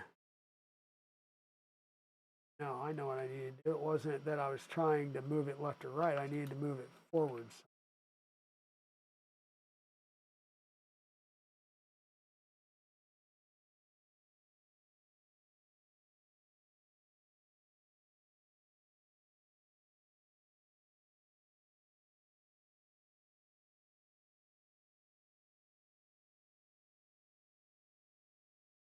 So looks front to back lined up.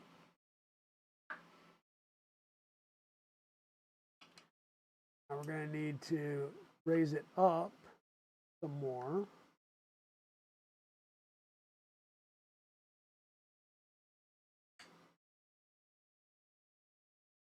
Now I've never done clicky, but I'm assuming it doesn't have to be, no, it's going to have to be all the way up because that's the only way it's going to be able to dock it, huh?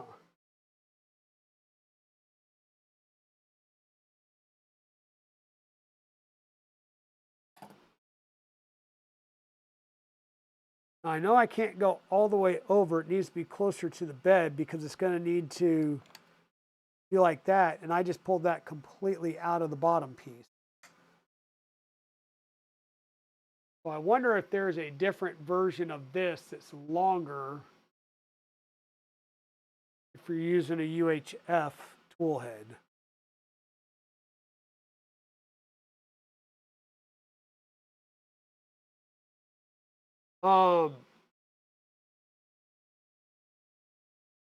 Yeah, I will be running clipper on this. And I'm going to have to figure this piece out real quick. So let's check the GitHub real fast. So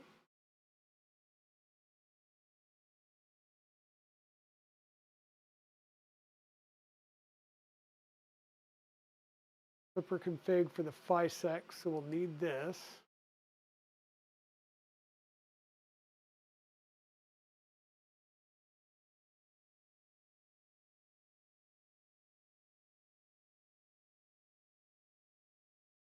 Yeah, so there's all the configs that we'll have to download and then upload.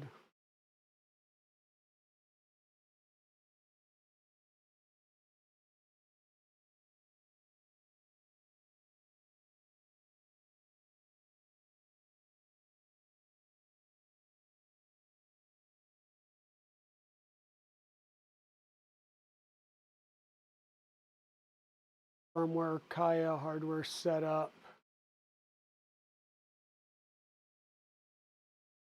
And it looks like we just started an ad break. Uh-oh, good timing.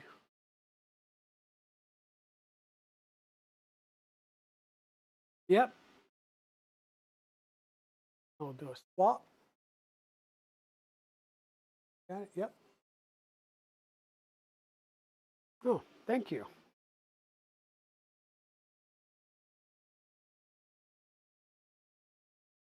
Okay, so once again, we've got an ad break, and during said ad break, I am going to snag a fat pill called a Dunkin' Donuts Munchkin, because those just came.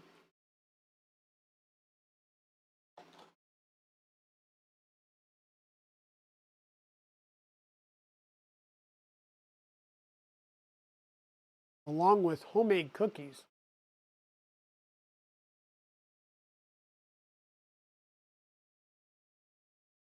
Mrs. Dragon's trying to fatten me up. Um, so what I'm trying to do,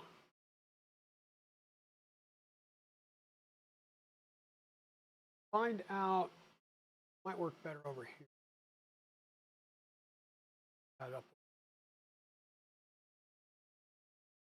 The GitHub, STL,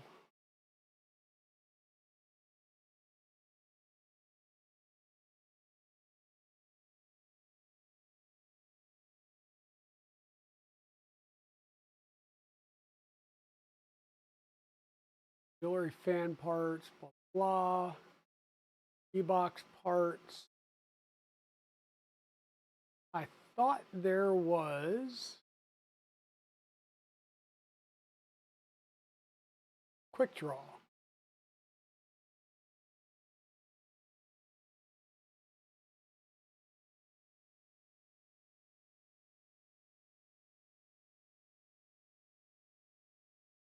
Okay.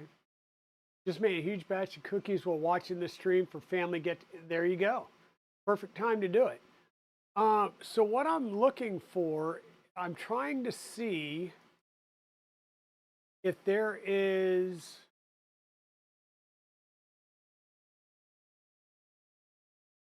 Oops, I have a feeling I just tossed those. Those are very, very tiny washers. Guess it's probably to go underneath the ADXL board when you mount it. Oh well. That'll be easy enough to do. The printer, it will be on the Z.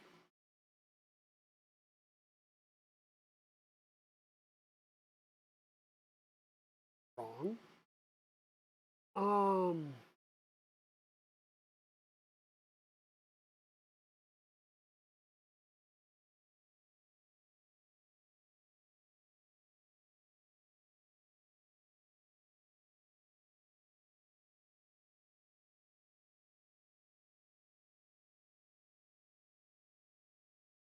Sorry, what I'm trying to do is figure out, there we go, the dock mount. Got that, the dock. Okay, see this is seeming like it's too short. So let me go to user mods and see if there is a user mod here. Where did we find that? Under the toolhead?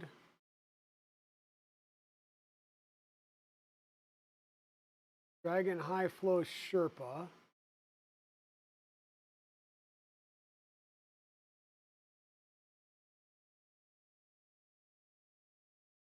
The adjustable Z end stop needs to be lifted to the high position. The quick draw dock needs to be shifted 3.5 millimeters on the X axis. Okay.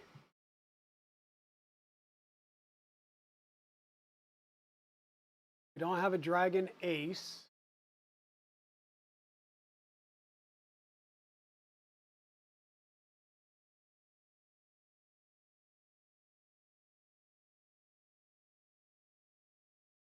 That is the mount that we printed.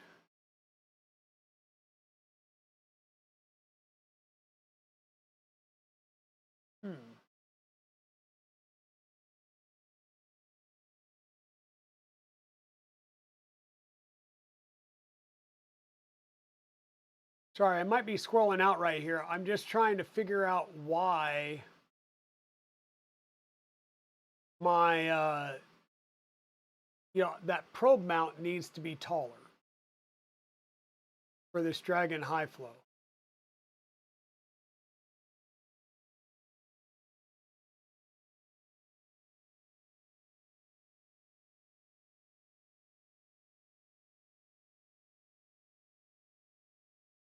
Got the ADXL bed mount.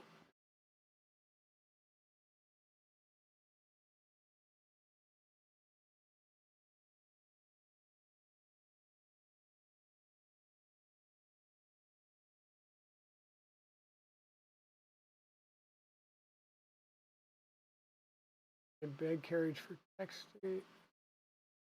Sidearm, button coupler, no. Huh.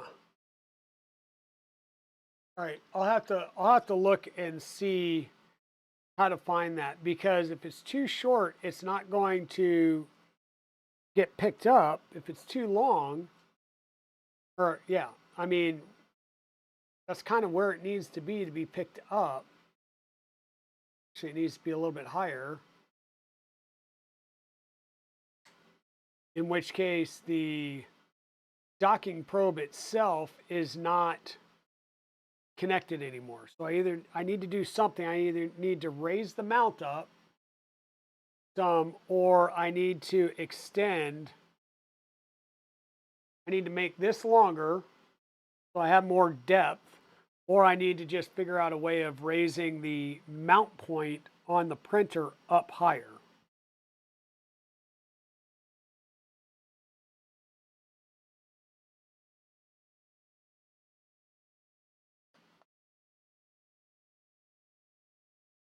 Clemson Tiger game is on right now. Go Tigers. Thank you, Eagle. I appreciate that. Okay, so for now, we'll have to solve that problem. And I don't know how just yet.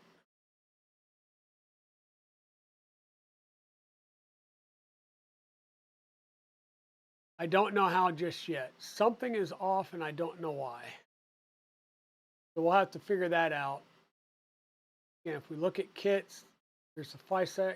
This is the config files for it. So that's all Clipper stuff. We'll have to figure that out. Okay. Recommended to use the FISEC kit configuration files from the LH Stinger repository linked below. These are up to date and compatible with the latest Stinger changes. Configuration is set up to include all the changes mentioned in the issues, which is good.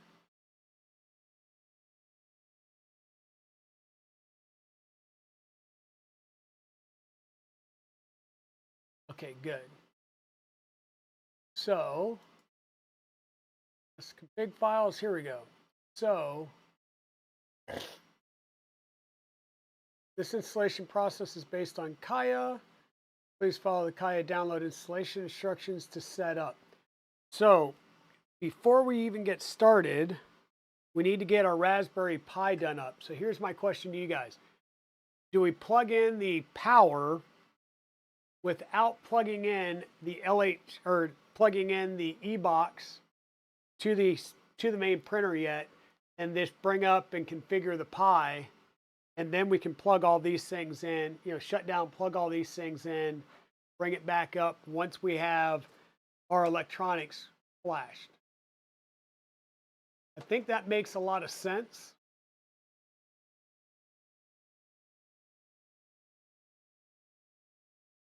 Oh, the easiest way to flash the board is before installing it into the e-box and connecting anything else to it. Now you tell me that. It's already mounted, then proceed with number 1 below. We're using the serial UART connector to the Pi GPIO pins. Please disconnect that first.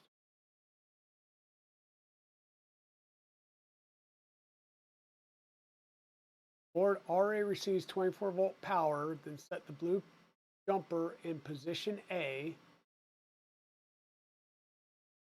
The board is powered by USB, then set it to position B. Okay. Sure to switch it back to position A when finishing installing the board and connecting it.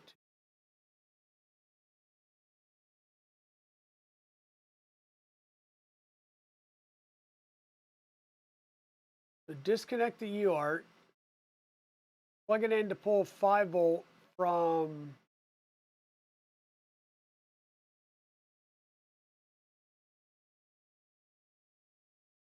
so disconnect UART and connect it with a USB cable. So I just undid that. Darn it.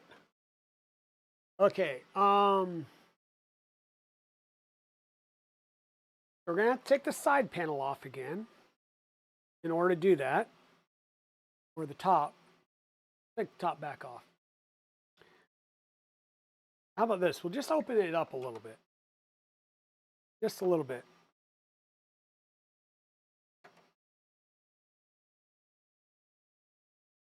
Make it a little bit easier on ourselves to do the actions we're going to need to put this thing into DFU mode. We'll take a couple of panels off.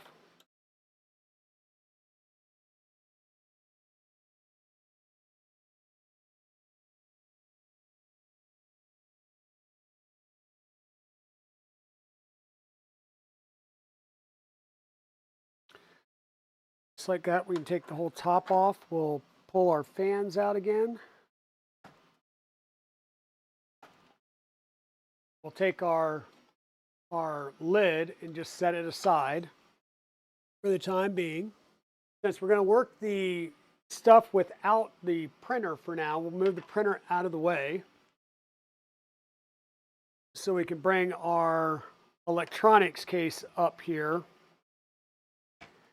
And once again, we're going to,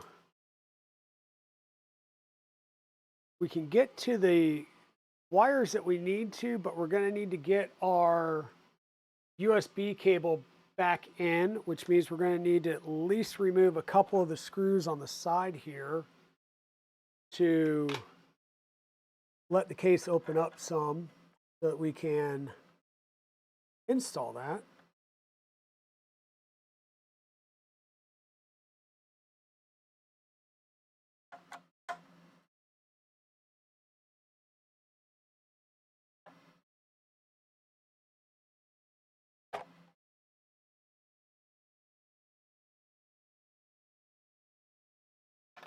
Okay, hopefully that gives us just enough wiggle room to get our cable installed again.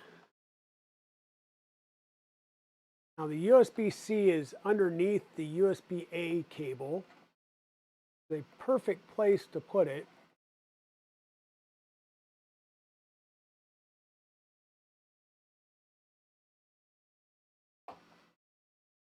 We're in the B position, which would be powered 5-volt from the Raspberry Pi. We've got all the power connected, so we're going to take our UART cable out of the Pi, just leave it sitting to the side.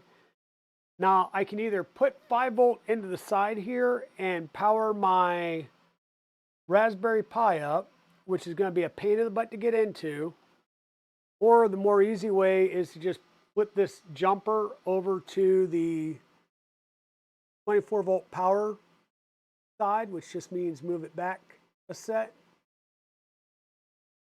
Sometimes easier said than done.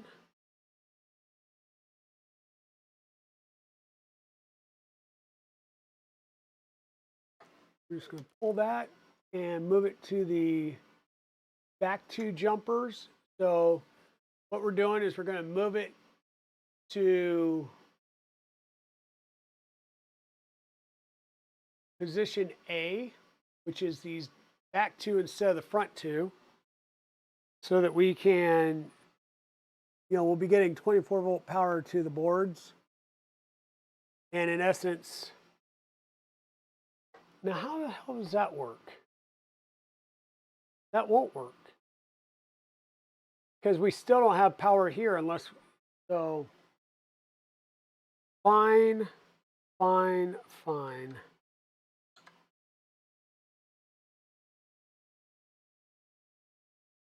We'll take the side off so that we have access to it.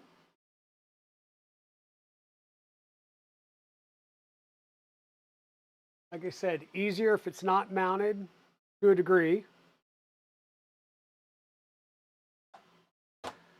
Go this way, we'll need we have one screw at the bottom here. That we'll have to undo. Drop on the ground.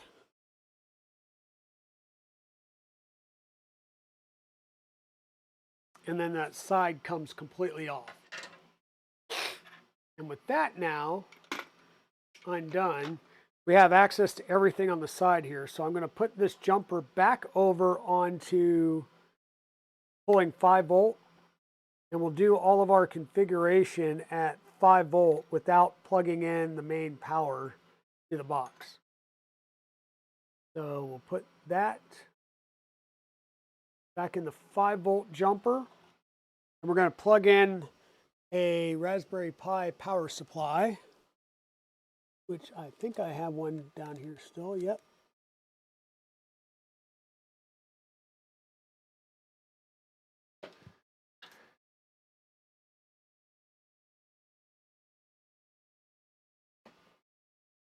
Get that plugged in. And this is a 4B, so we're using a USB-C connector for power in right here. Good job. I knocked the screen.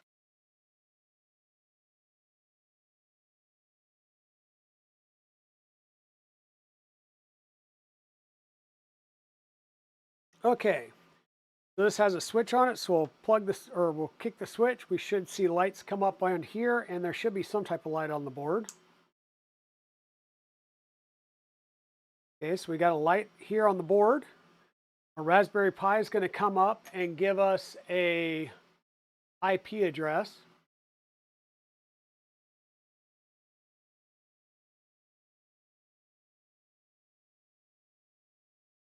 I think we're done with those two. So what I'll need to do here is, while it's booting up, we'll get logged into our router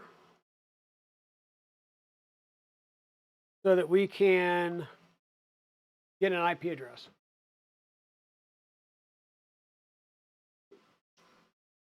Hey, Daddy Wazzy.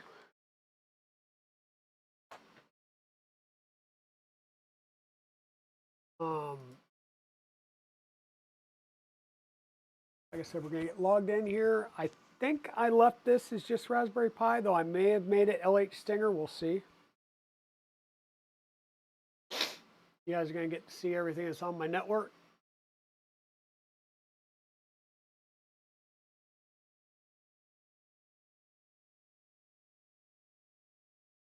This right here is my Pi hole, which is really good at clearing up a bunch of the junk that's on your network. Ampac, that's your X1Cs or P1s or whatever. Iron Dragon, Orange Dragon. Huh. I'm not seeing it pop up. Do a refresh.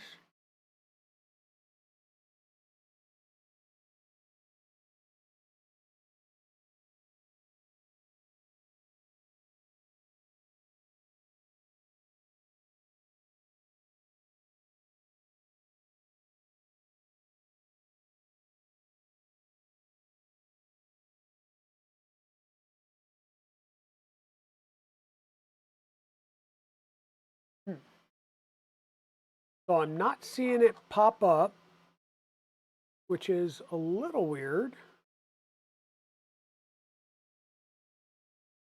We do have I do have this. Oh, I feel I'll be knocking things over. Um, I do have this just um,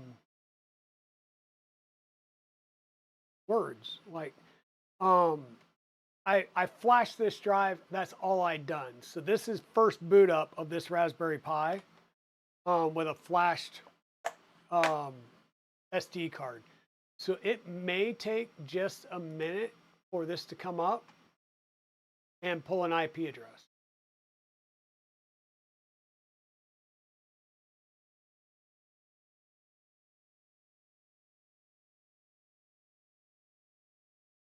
And I'm looking primarily for this symbol right here because this is the symbol of like the Raspberry Pis.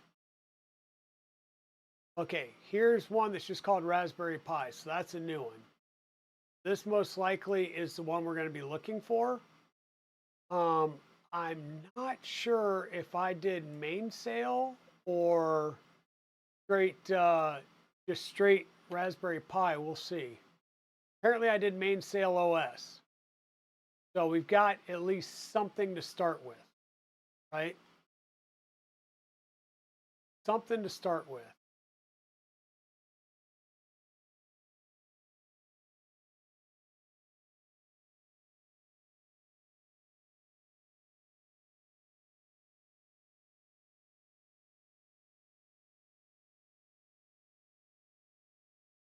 So our instructions would be to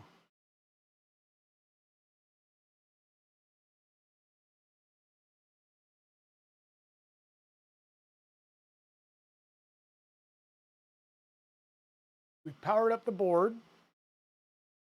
Um, there's a way of putting the board into DFU mode. Make sure the 5-volt and 3.3 LEDs are active. They are.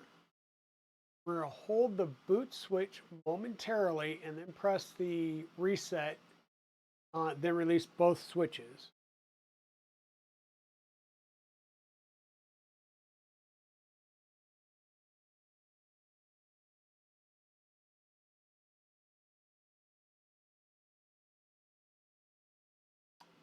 We'll need to get into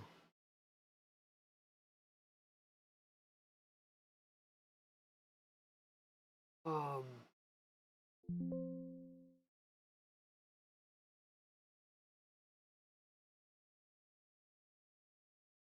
oh, there we go. We need to SSH in. Yes, accept. We're going to log in as Pi, Raspberry. You can hack a static IP in the command line text. Yes. Now, what I do, Joe Mike makes, is I actually give it a reserved IP address in my router. That way, when it's here, it gets assigned an IP address based on its MAC address. And when I go to shows, I'm either going to direct connect it or I will connect it up to a router that I use just for shows. And I do the same thing. It's like, yeah, it's a DHCP reservation based on the MAC address. The only downside is when you do that, you have to reboot your router, which is great because I tend to remember to do that right in the middle of the day. So I take the router down right in the middle of the day when Mrs. Dragon's trying to, I don't know, watch TV. So we logged in. We're going to do an LS. Actually, what I was starting to do before was I wanted to do package updates. So sudo apt update and sudo apt upgrade -y. Put in Raspberry, and it's going to do an update and then do an upgrade. So this is going to update and upgrade all the packages without me having to say yes. And there's quite a bit that needs to get updated. So that's why I let things go. You're a network engineer by day? Yeah. So I did networking and both literally the network side and the server side in the military, in the Air Force. And I now work for Cisco Systems as a cyber engineer. Um, and I call them out for piss poor stuff like that, when they configure things wrong. But I am not in the, yeah, it's a pretty nice gig. I'm not in the habit of doing all the networking stuff anymore, though. I'm more on the policy and, like I said, the security side, telling them what they need to do to secure it, not being the hand jammer on the keyboard anymore. Cruising Girl ran into a hitch with my Solval on my Android using Octoprint deploy because it uses a Creality board and Creality doesn't input serial numbers or identifying model info in the firmware. Octoprint doesn't know what printer is connected. Ah, that's interesting.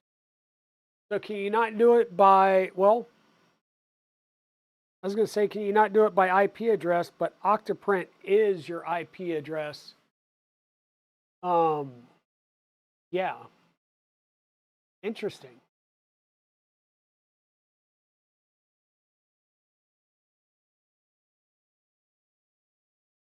And Solvals are using Creality boards?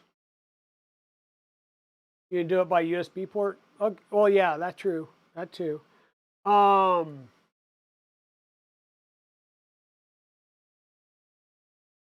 yeah. Um, you might be able to rename the USB port and give it a different name, or at least a nomenclature that wouldn't have you having to keep a written down list. I didn't realize the Solvals were using Creality boards, though.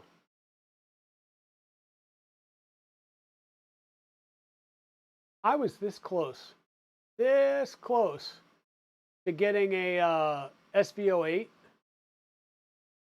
during the Black Friday sale from KB3D.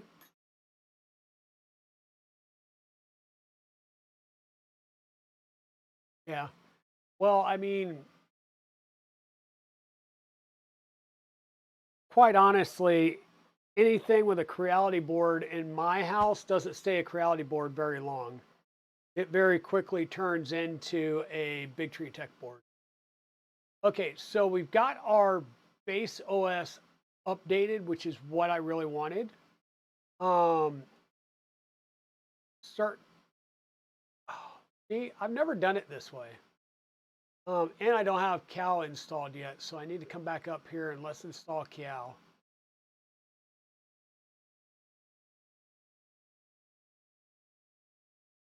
Which would have said to do that there anyhow. We need to install Git if it's not already installed. So we'll go through this again. Luckily, we just updated everything, so it's just going to grab Git and install it if it's not already there. Hey, Mr. Wizix, good afternoon. Bada bing, bada boom, already done. Now we're going to grab Kiao and do Kiao.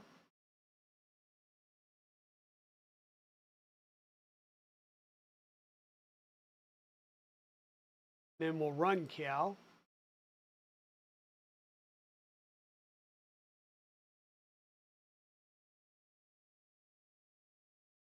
Ah. Would you like to try out Kiao version 6? Yes or no? And um, remember my choice for next time.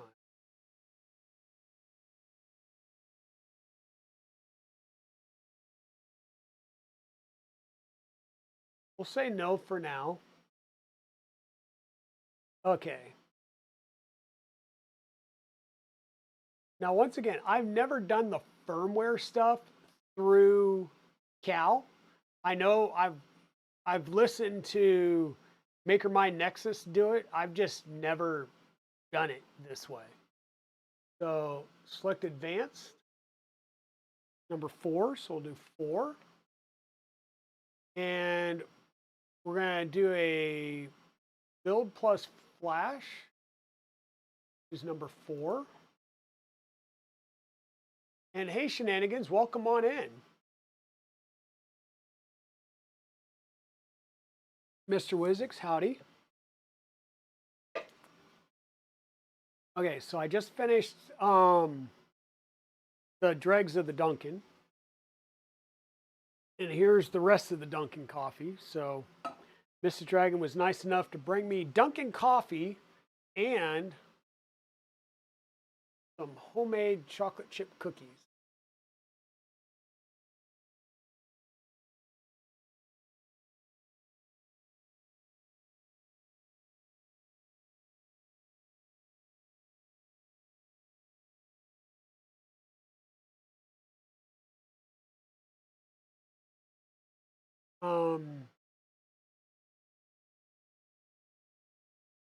Okay, so we're going to follow through and set this up. So we're going to enable low level. Microcontroller is going to be a STEM32. Processor is the H723. It's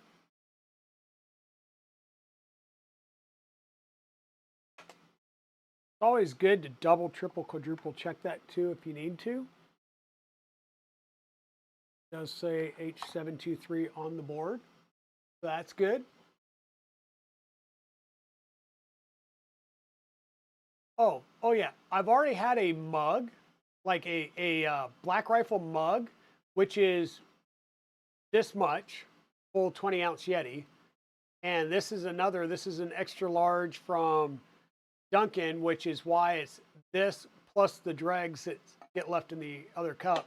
And then I have a third cup sitting, or a third 20-ounce sitting over there. So we're going to be wired.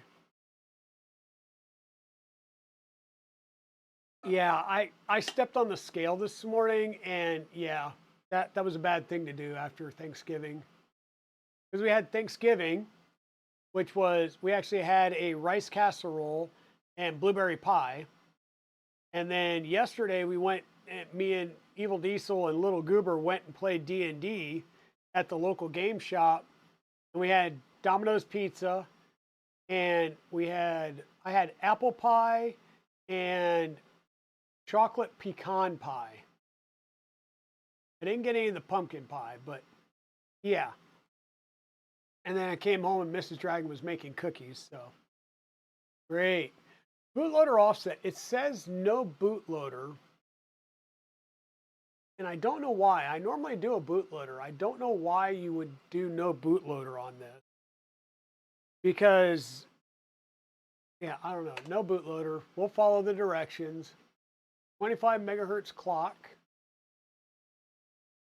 And we're currently talking USB, but we will go UART so that it's powered off the UART.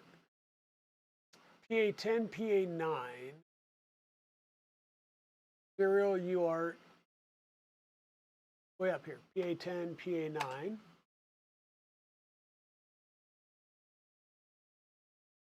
Baud rate for serial port. Okay. 25, 25, 250,000. EPIO, leave. Okay. Could be good. Hit Q. Yes. Going to compile and try and do the flash. Your Thanksgiving is this evening. Oh, nice. Do a before and after weight? Yeah.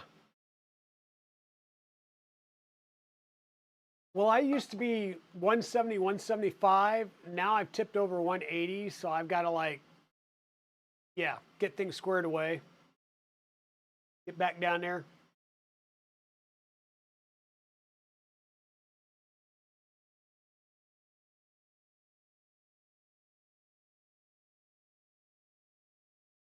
Select the flashing method to flash your MCU.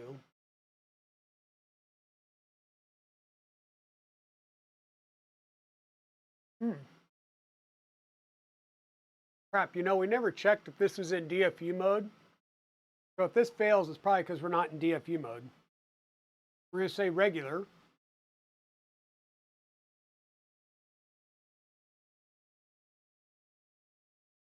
So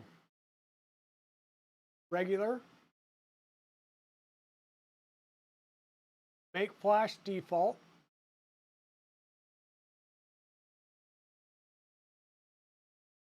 Oh, make serial flash. Whoops.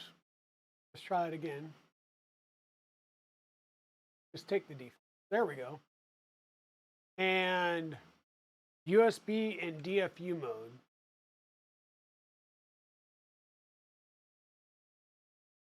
List of available MCUs. Hey, there's an MCU. That would be the one we want.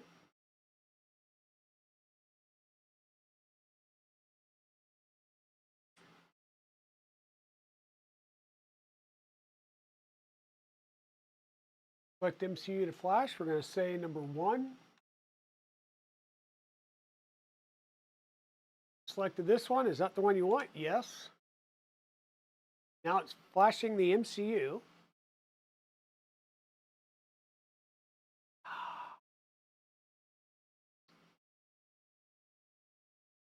See, with the flashing procedure, we got a success, right? Yep, we got a 100% success. Came back. Clipper services restarted successfully. Quick Kaya reset the board and then run ls dev serial by ID and ls USB to double check. So quick Kaya reset the board. So B for back, Q to quit. Okay, and it says reset the board, which was one of these.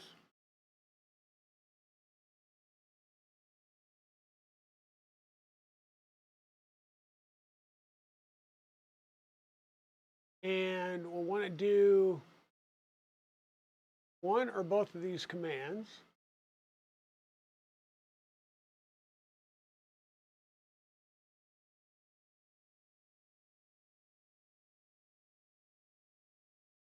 Can't do that.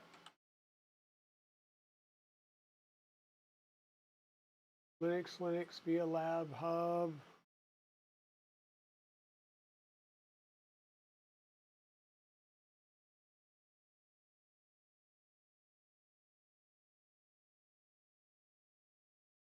When it can't do my ID, it's by, what is it? Is it by device?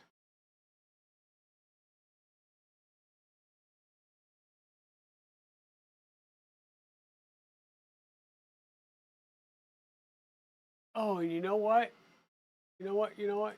We told it to do via UART, and we're not connected via UART. So let's shut down, reconnect via UART. Sudo shut down now. Wait for our little blinky light to stop blinking. You don't want to shut it off while it's blinking because that'll corrupt your SD card. Power. Now that we're powered off, we still keep this on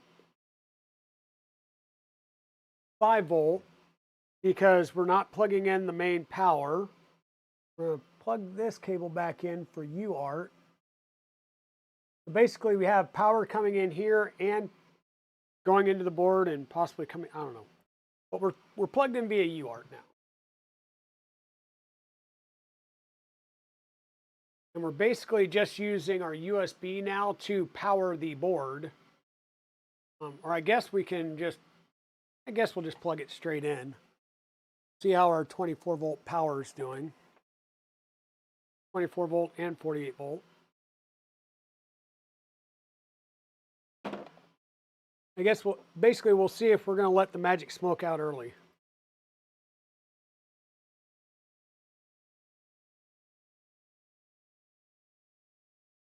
Unplug from there. Plug in here. We do need to change this jumper over. Say that we are pulling from the 24-volt rail.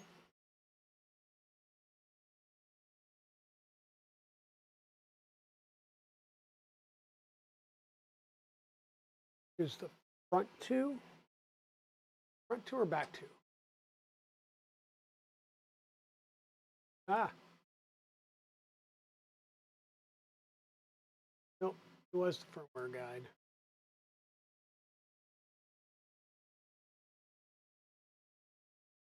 Back to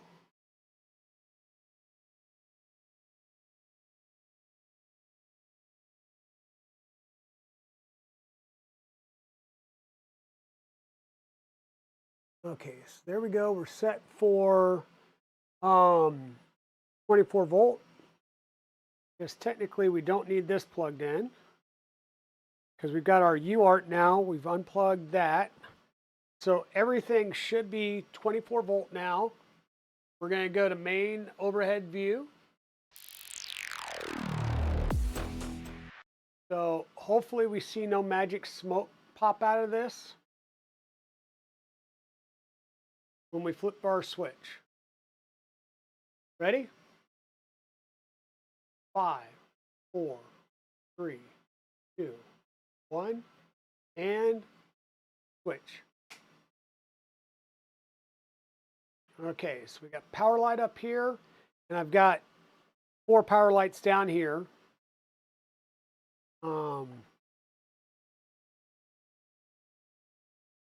We've got 4 power lights here. We got power light down on our power supply down here. So things should be coming up.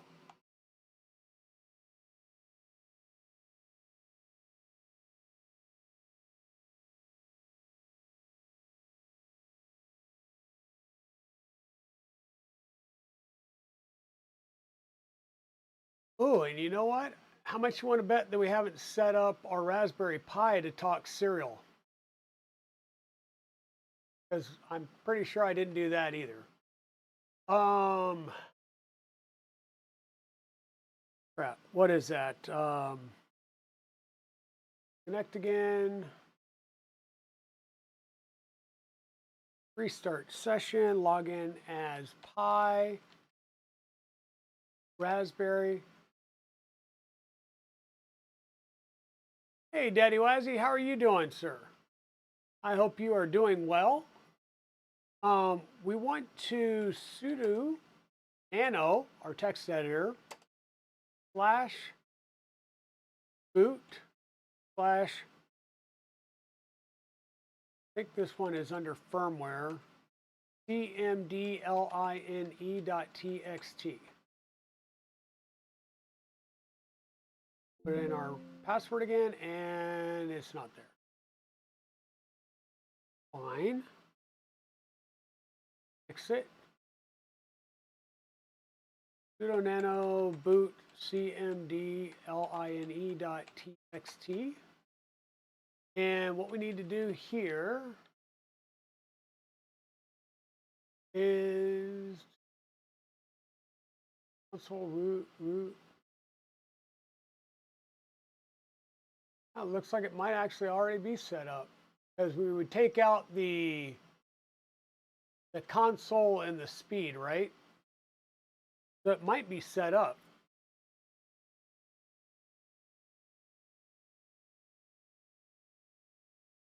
So I'm not going to do a dev by serial ID.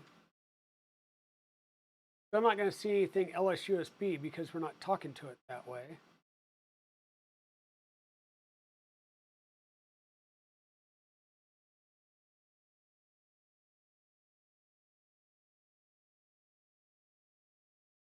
What am I missing?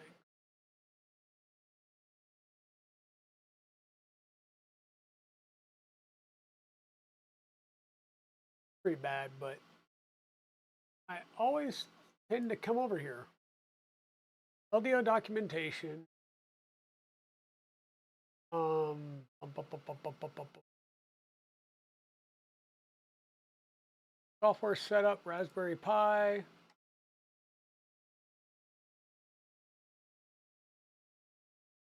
Kaya, set up the touchscreen, firmware setup, confirming USB ID of your main board.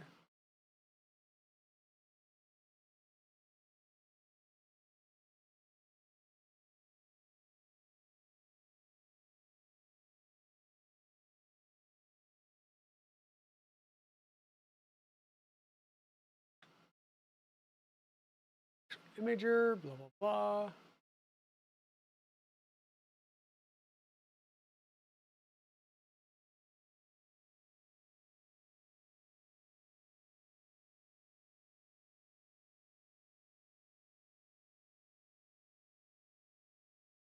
Okay.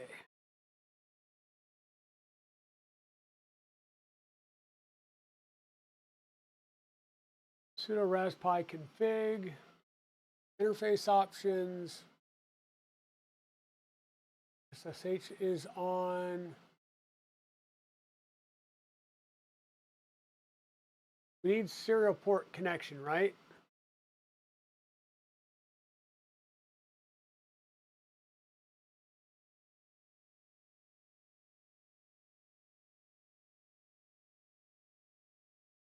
Or did I just screw up? No, we turned serial off.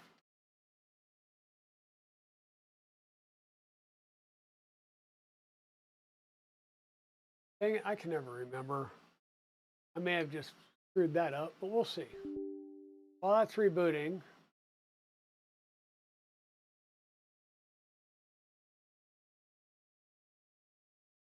normally it has something on here about setting up for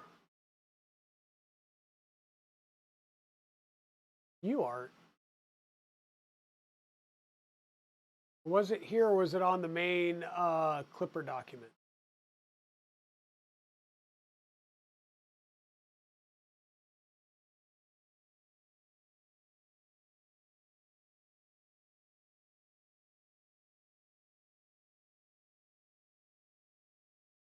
I'm confusing myself.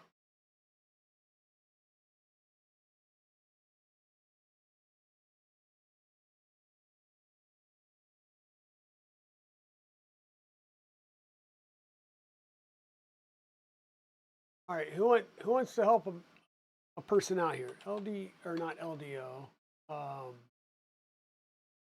We're on design. I didn't want GitHub. We're on design.com, documentation.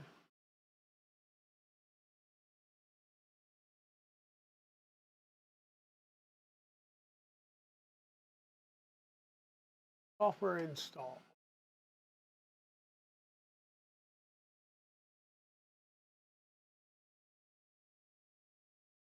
Firmware flashing, software config.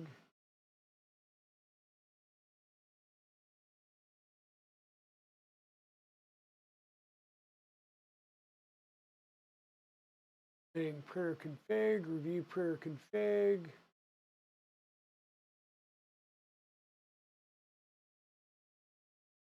Oh, it's got to be up here in software installation.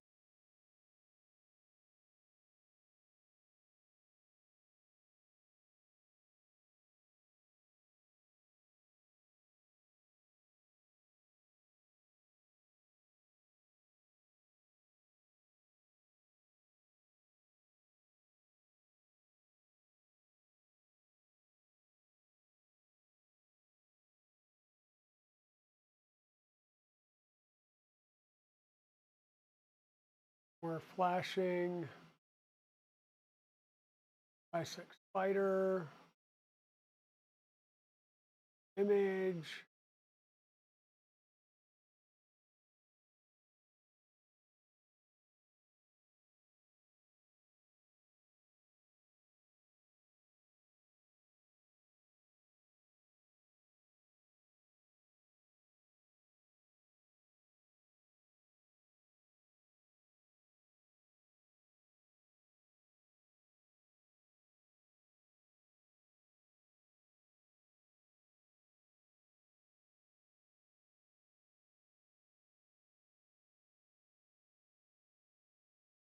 Yeah, and I'm not getting.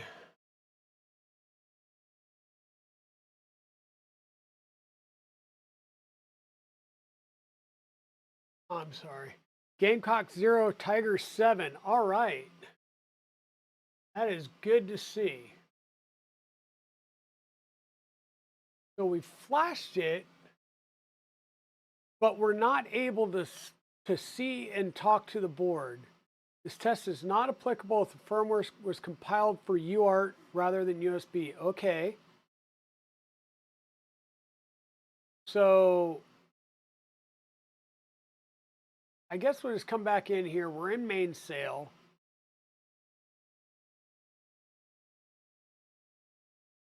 Here are the config files. It says to download the folder.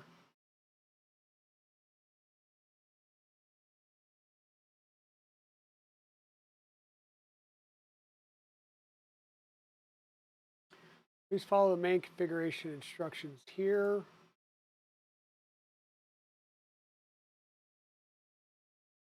Setup for the following wire setup. Except it's not because that's an octopus board. So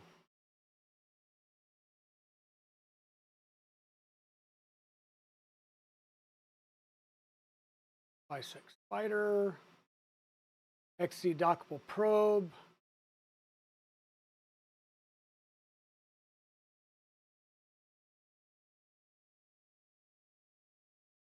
I think there's a few things that we need to do. So we need to start by downloading this folder.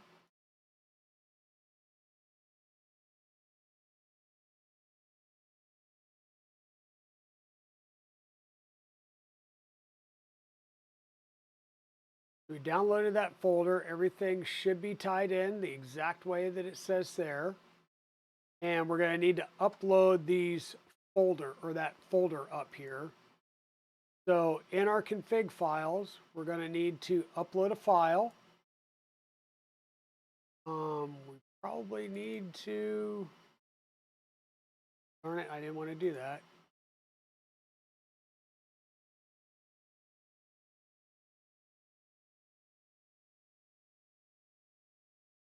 In the zip file, extract all.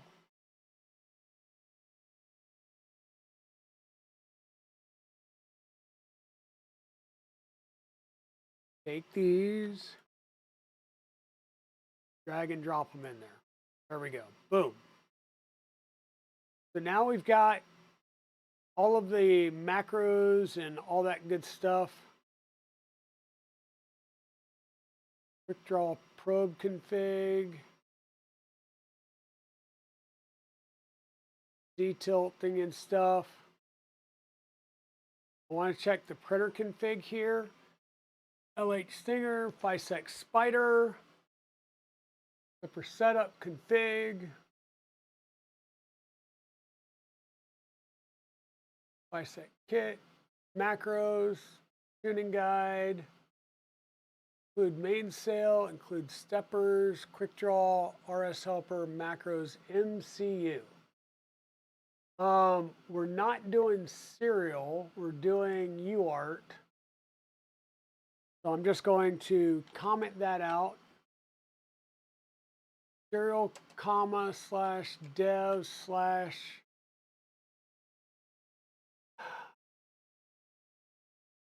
Oh, what is the standard UART? AMA 0 or something like that? AMA 0. And then there's a command thingy that we need to do.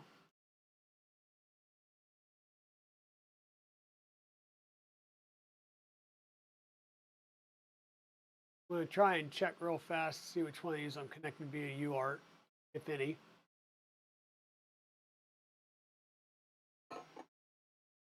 Apparently that one's not turned on.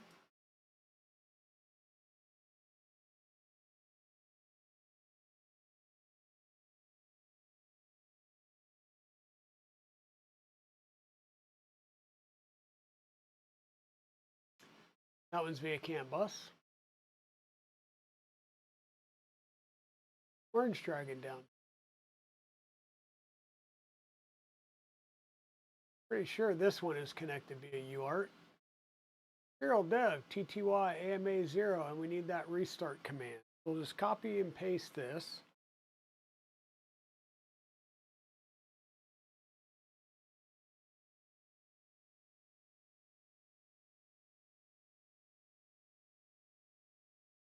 Save and restart. See if things come up.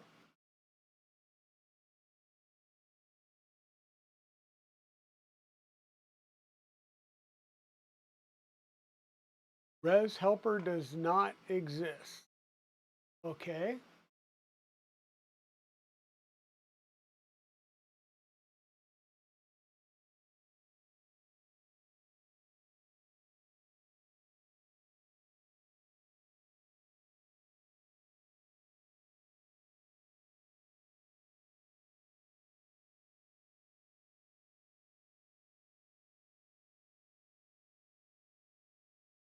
So I have a feeling we're going to need to install a couple of these scripts. Restart our session.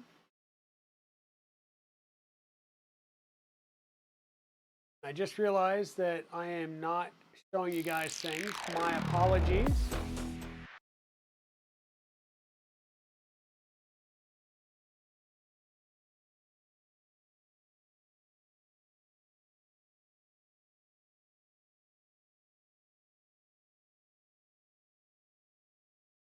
We're going to run some commands here to download the dockable probe scripts that'll be needed. We just had an issue with the res helper. This is a utility script that simplifies and streamlines the resonance testing process. There was something missing there. So let's do this install here. Well,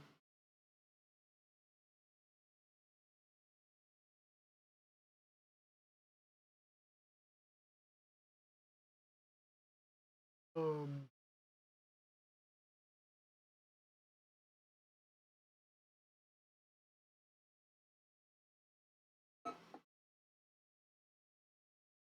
so that's doing its thing.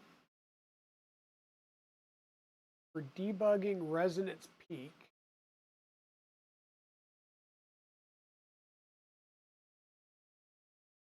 oh, they've got a lot of different config things here.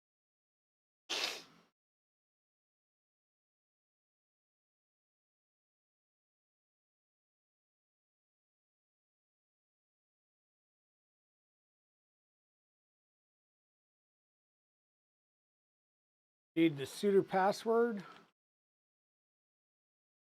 Be Raspberry again.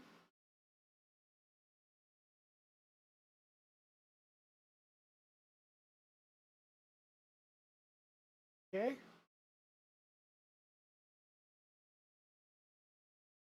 Include res helper.config detected, restarting Clipper, installation finished.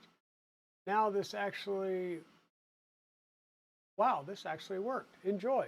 That's nice. We'll go ahead and we'll grab that resonance holder just in case we need it. Game is a tie. It's 7-7. Okay. And we'll undo the resonance holder in the printer config if we need it. We copy the files from this folder to that. We did that.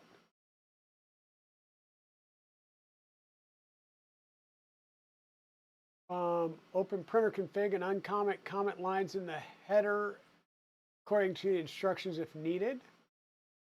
Okay. Let's just take a step down through here. Do a refresh directory.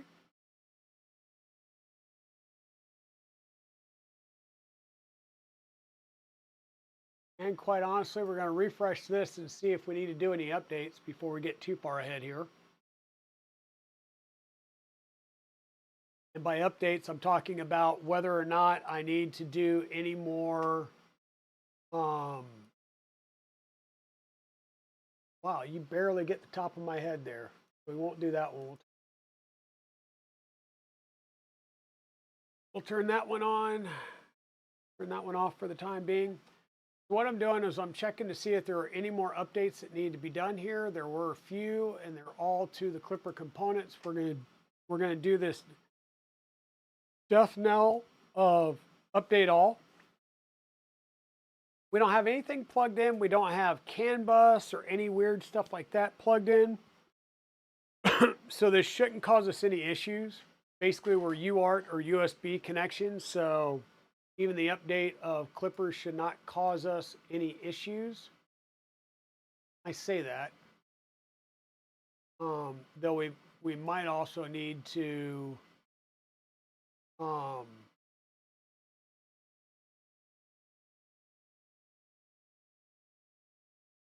if it's significant enough, we may have to reflash our board, which would not be that hard, relatively easy to do.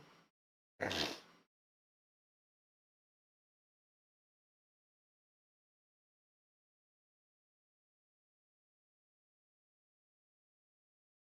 we'll do Moonraker. We'll hold off 1 second. I'm trying to make sure that we can communicate with the board first. If we're communicating with the board, we can update Clipper.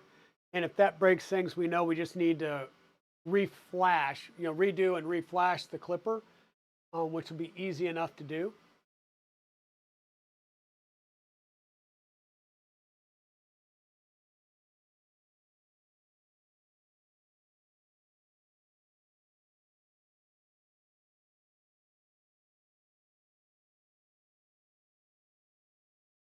Steve Builds is online, has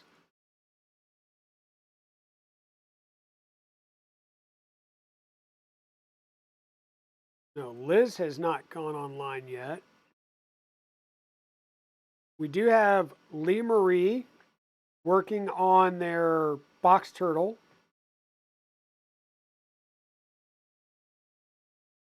I will be jumping over there in a little bit.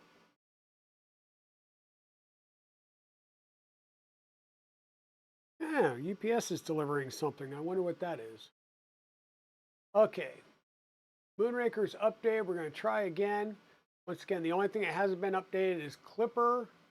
And I want to see minimum cruise ratio is not valid in section printer.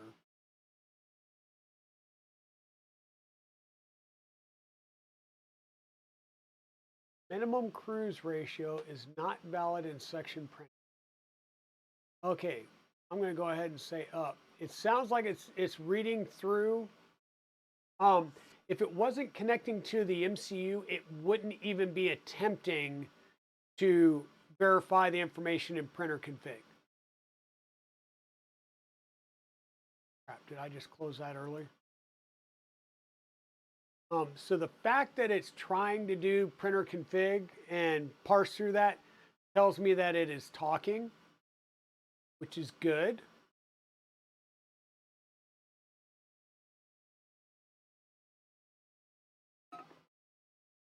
Now let's see if we broke it.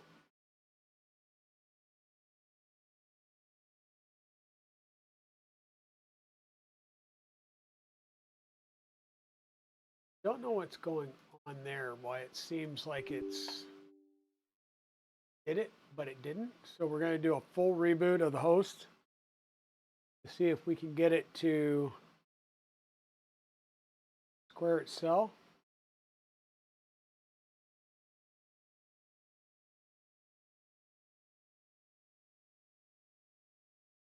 Dude, these 5160s are getting a little toasty already.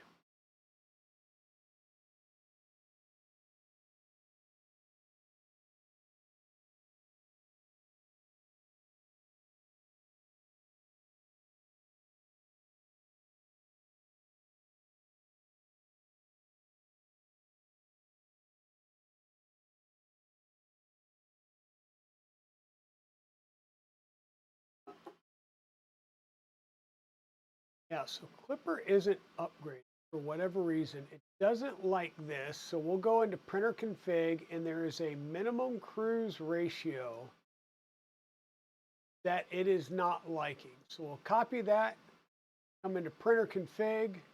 We're going to do a Control F or Alt F, not Alt.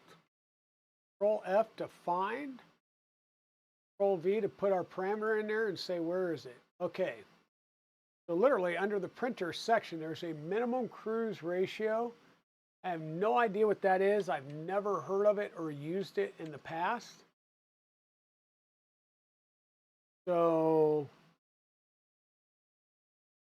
we're just going to comment that out, do a save and restart.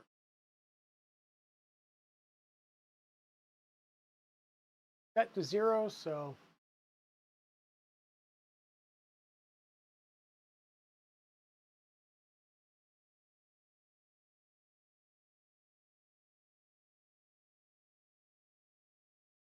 okay.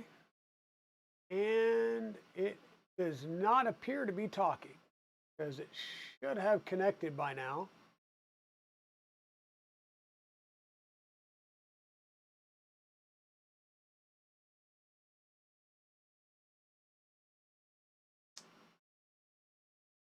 Okay.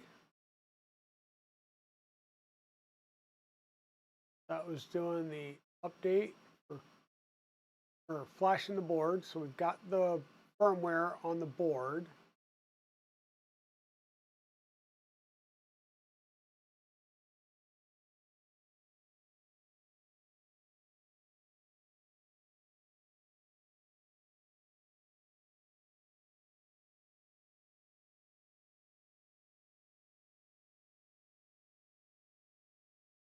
Here's the power relay option if you wanted to do that. We're not doing that.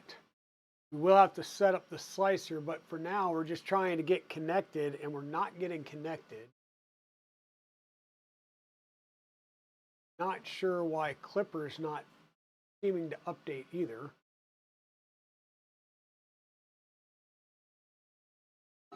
Full progress failed. Huh.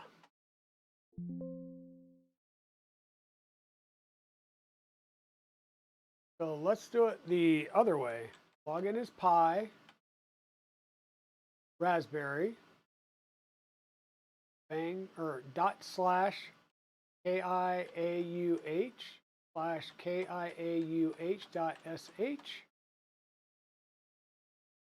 Say no again.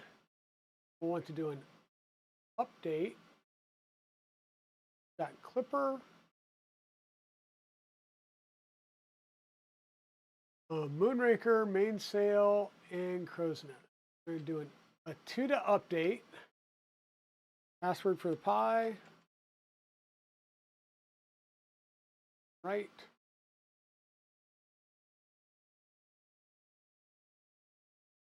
And we want to update Clipper.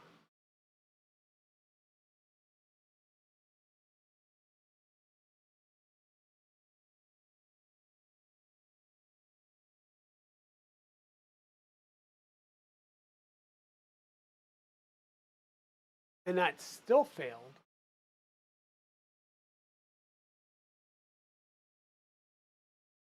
Sticker package installed. Update complete. Then why are you showing that it's not updated?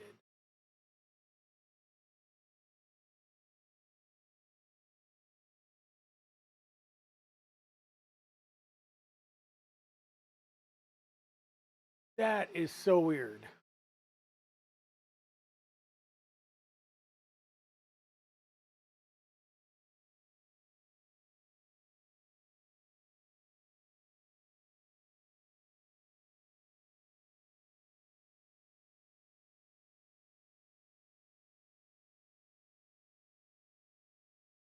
So I do not know why Clipper is not updating. There's a part of me now that just wants to, I don't know, remove Clipper and then reinstall it. I mean, how much can we really break?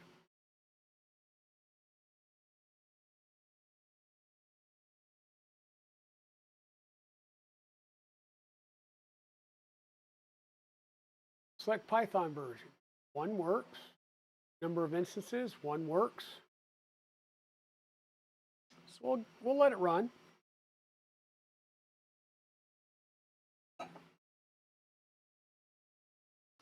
And you know what? We're probably going to have to install Numpy and stuff like that if it wasn't already installed to do the resonance testing. But right now, we're just trying to get going. The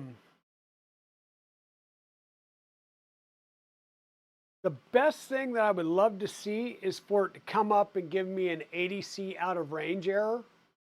Because if it gives me an ADC out of range error, that means that it is, one, talking to the board, and the board can't pull a thermistor because, well, while things are connected to the board, there's nothing connected to the other end of these wires, which means there's nothing for the MCU to talk to. So if I get an ADC out of range error when it starts to come up and it does an immediate shutdown, that tells me that one, the Raspberry Pi is talking to the board over UART, and then two, the board can't talk to any components.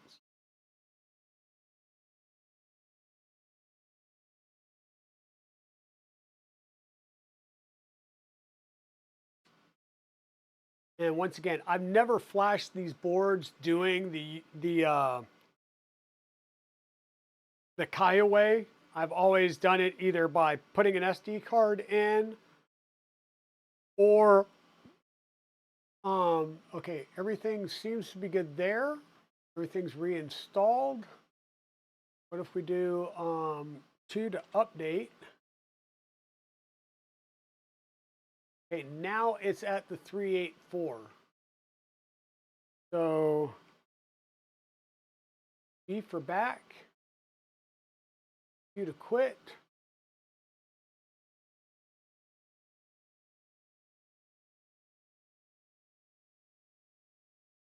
Section XZ dockable probe is not a valid config section. Okay, so see we made progress. So one thing I wanted to do was scroll down through here. This page or no, it's the other page. This page. And there was something about the dockable probe down here. XZ dockable probe. The probe module incorporates some unique things. So we did run that. So what is it complaining about?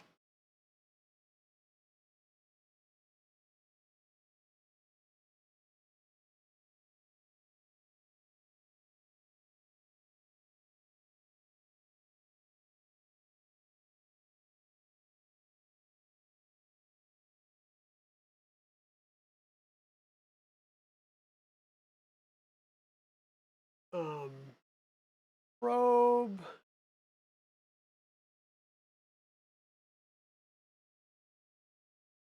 Heaters, fans, E-box, multi-pin, fan, E-box, temperature sensor, U, pi, idle timeout, exclude, respond, resonance, holder.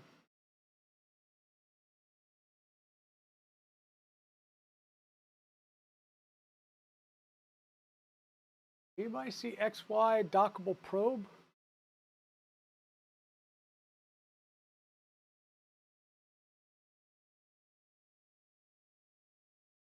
I didn't see it here.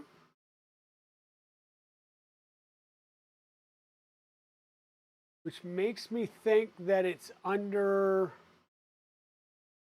the quick draw probe section.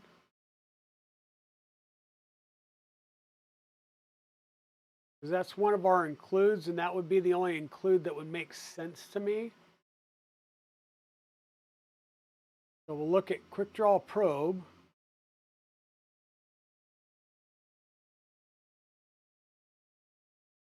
XY dockable probe right here.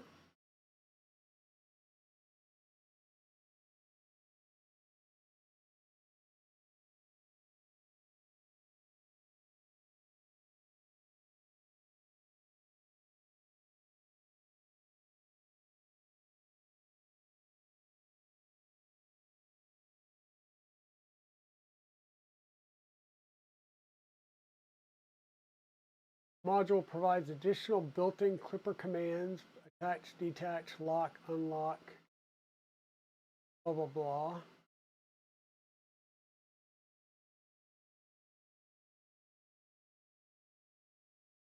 So it doesn't like the XZ dockable probe section.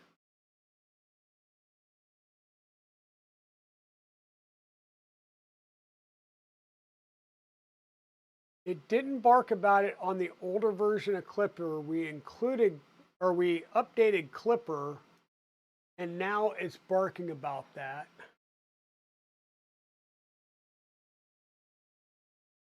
Huh.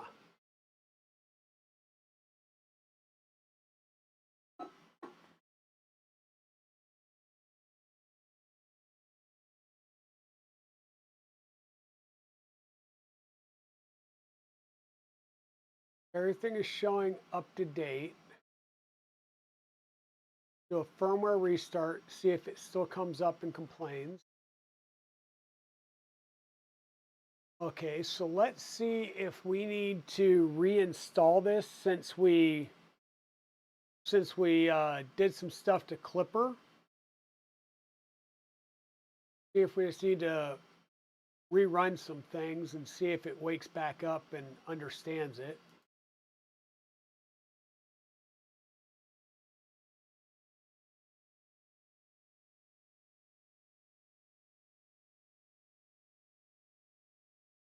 Decode shell command generate shaper. So I think that's probably what happened is we're going to need to run these again because we updated Clipper. Actually, we removed Clipper and reinstalled Clipper. So we're probably needing to rerun these again. Is he expecting feedback from Pro and not there? Because, well, mini bites right now, it's not even coming up. It's just complaining, trying to parse the just trying to parse the printer config and associated config files. What I would assume is it would come up and then throw like an ADC out of range error because there's no thermistors or something like that. Like it's not fully loading the configs. And I have a feeling because I uninstalled Clipper and then reinstalled that that's what's happening. So what we were having a problem with was we did an update and the Clipper was stuck at like 12.0 dash or 12.0-85. We tried to do the update to 3.8.4 and it would fail. It wasn't taking it. So I went into Kaya and I removed Clipper and then reinstalled Clipper, and that got me up to 3.8.4. So there was something that was failing in doing that upgrade from that way early version to 3.8.4. So removing it and reinstalling it fixed that, but I had already run all these scripts. So the new installation of Clipper doesn't know about these things. So we're just rerunning it to make the Python or make Clipper understand the Python modules and its environment variables again. So I think that was it. Yeah. So let's do another firmware restart and see if we're golden yet.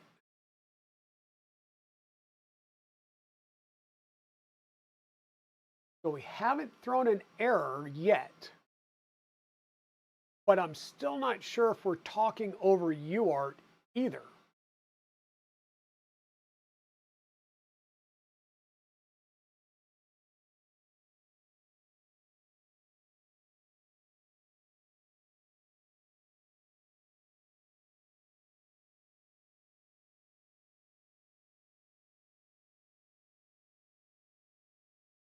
I'm just keeping an eye on that, but I wanted to look at a couple of other things to see if I needed to change anything.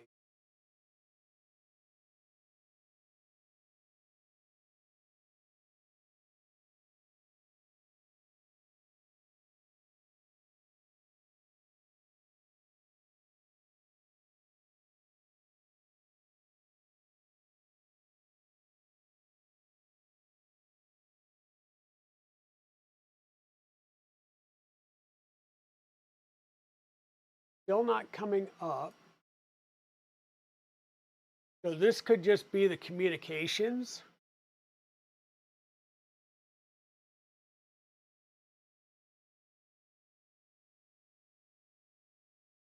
And there's fan generic aux.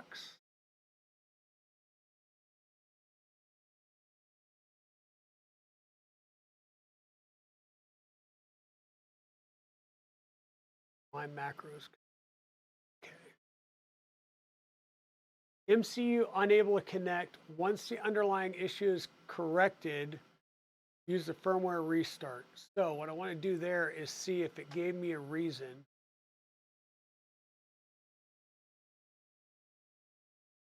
So no reason, it's just failing. We'll have to look at the Clippy log, but I do want to take a look at my macros, I believe it was, with the aux fan.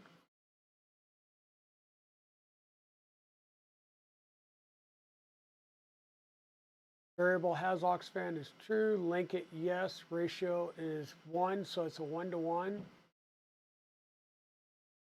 think I'm actually going to change this to 0.75 just to slow it down a bit.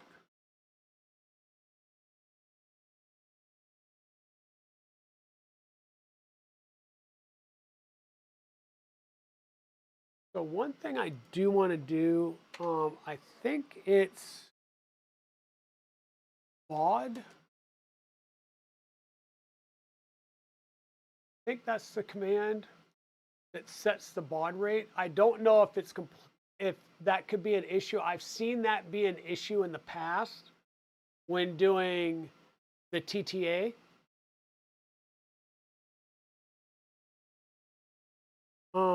The other thing,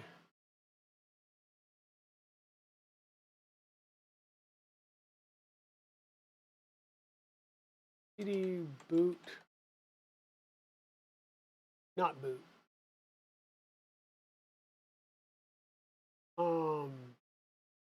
CD/dev/serial.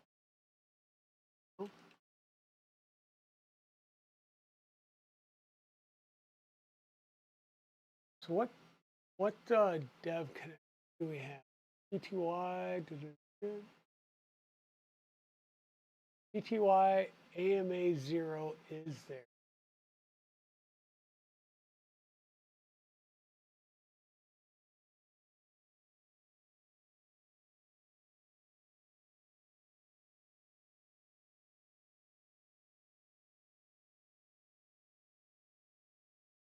Still not connecting. Still not complaining. Let's take a look at the Clippy log.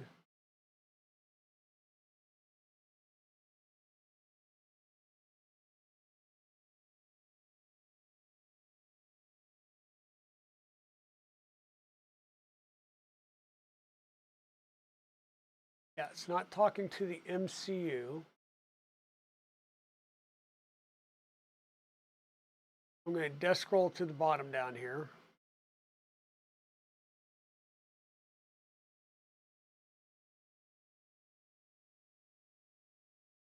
Permission denied.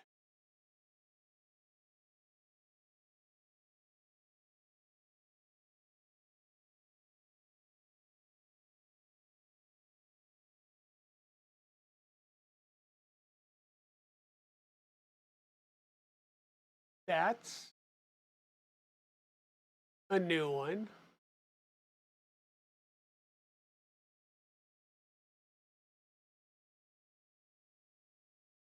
Um,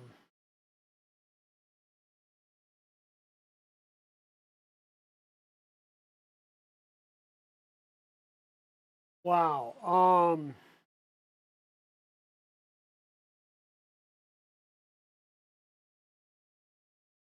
Mainsail UART.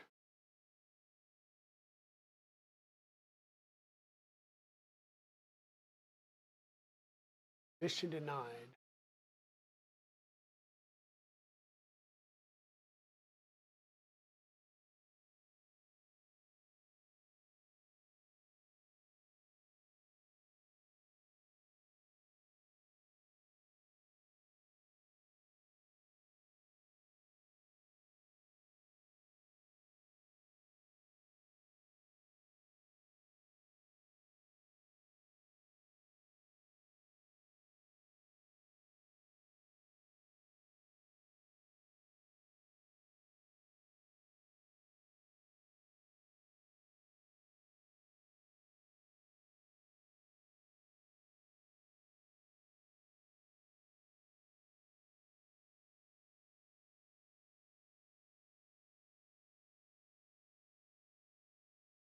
Um, hmm.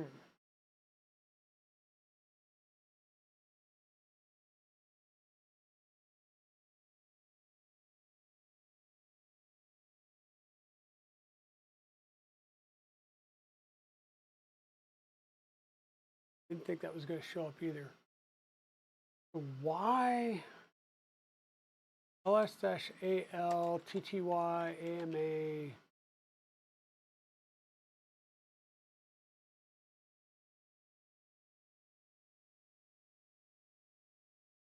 Huh.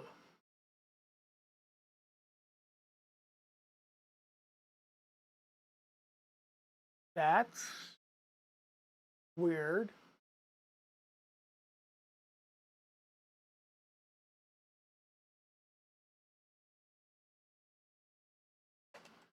Pseudo nano boot inline text.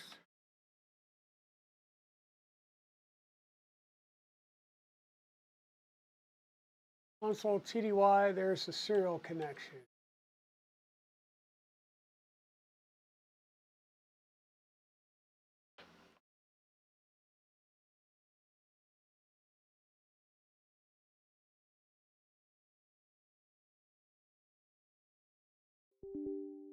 Yeah, and I turned that on myself, so that might be my own doing.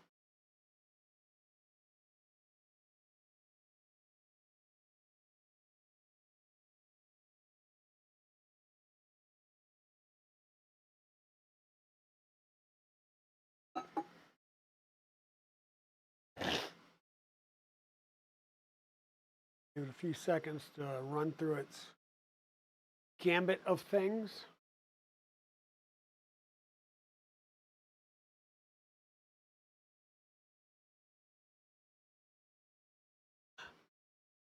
Report shutdown, ADC out of range. There we go. There we go. Problem solved. I was being an idiot. Okay. Now we're going to shut down as we need to. We're going to add some structural integrity back to this by putting the parts back in the side. Now this is shut down. Power it off. We'll leave it plugged in for the moment. We'll get this one out of the way.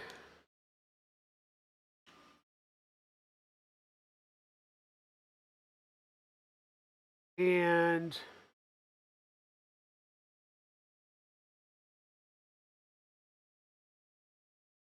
uh-oh, gotta go check the farm and adult. Well, you do that, Westery. You go adult. I don't want to adult.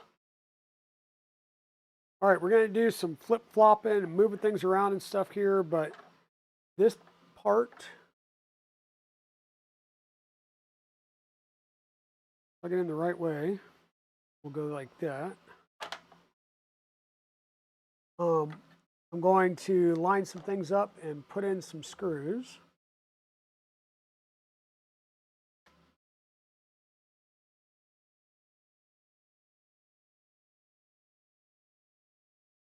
Get things buttoned up here a bit. One there, one here.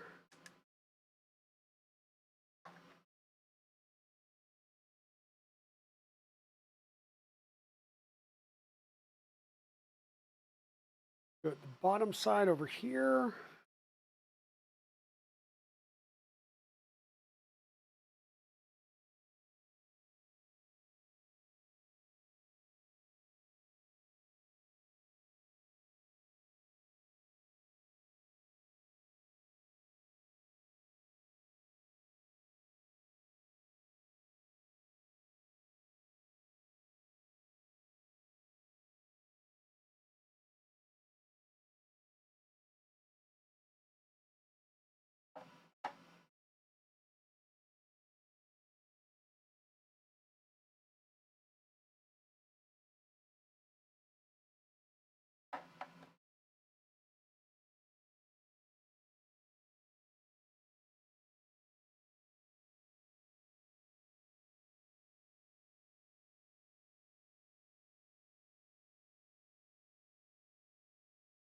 Okay, we'll put our case top back on.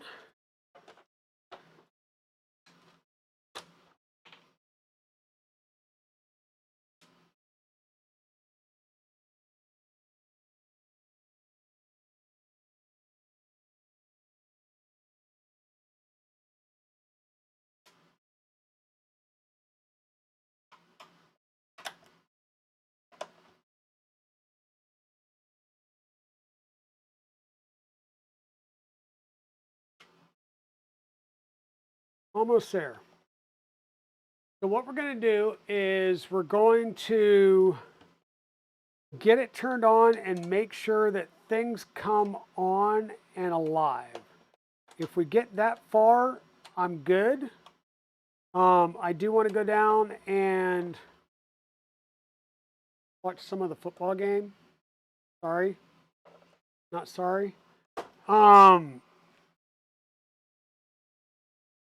So get these two plugged in, that one and that one. These will kind of just push up there out of the way. One last screw goes into the bottom.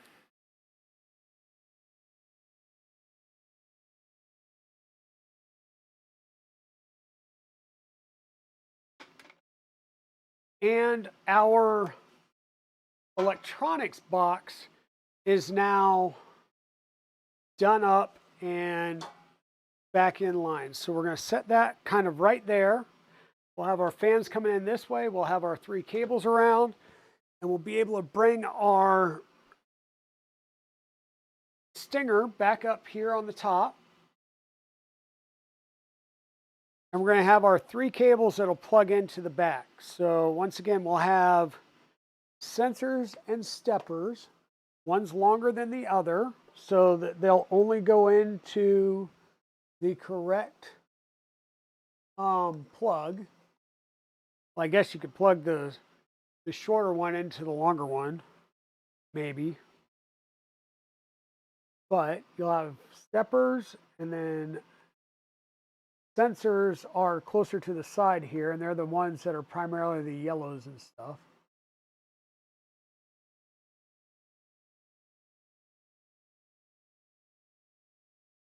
All right, wait a minute.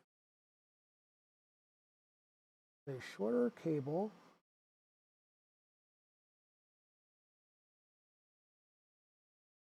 You just can't look at the thing right. Sure, they're both plugged in fully and properly. We don't want any loose connections.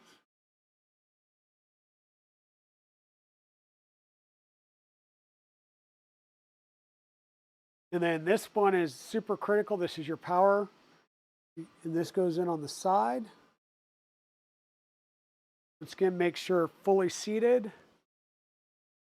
Everything's fully seated. And kind of don't like this being all the way down. I am going to raise it up some manually. Not a lot, but just a little bit. And we're going to turn things back on.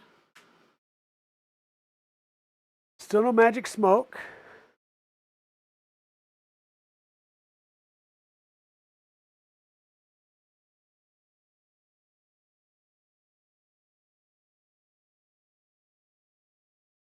Lights, lights, lights.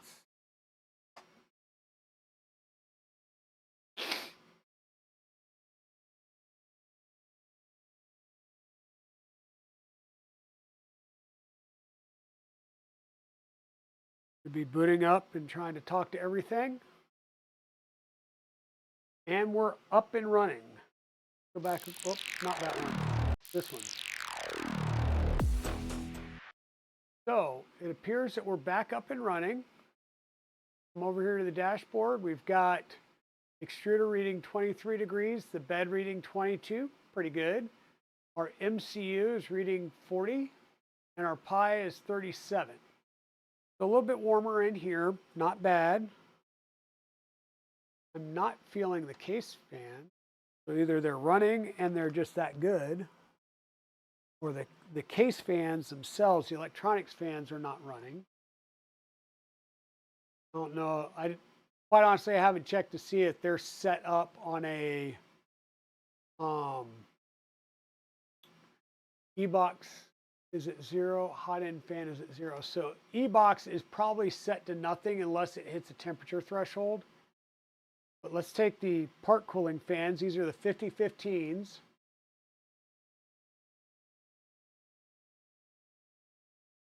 So our part cooling fans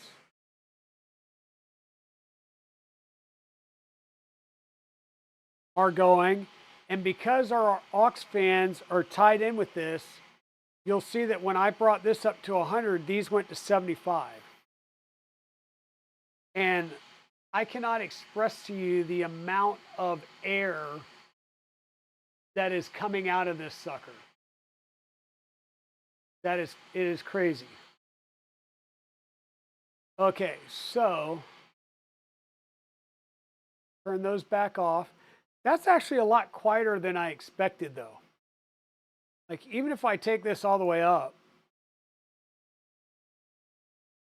that is not a crazy what is this? This is a what are these? 36 or 40 36s or whatever, like the server fans. These are actually really quiet. I'm not sure. Let me see if you can hear this. That's getting the mic in front of the bed. Tool head.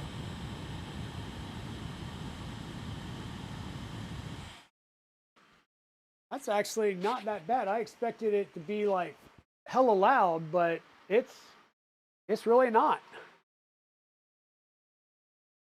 Quite impressive. Okay, so let's come over here and do some endstop queries. So Z endstop and probe are triggered. I'm going to push the X endstop. X is triggered. Y is back here. And actually,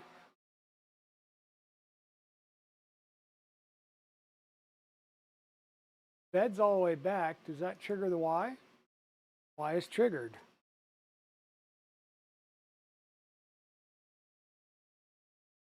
Y is untriggered.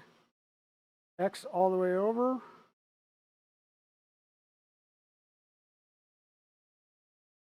And yeah, that did not trigger.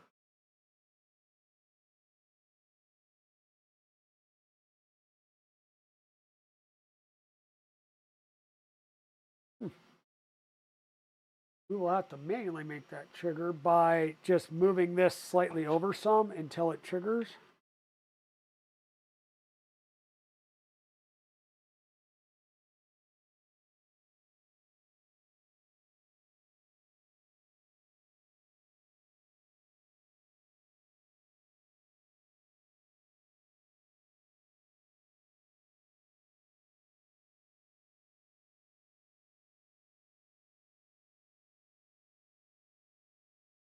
Okay, so that's triggered. The end stop. Okay, so that's the end stop probe dock.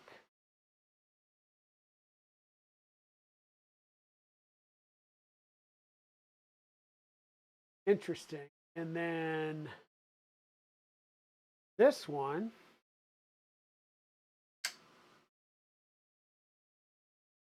I'm going to trigger this.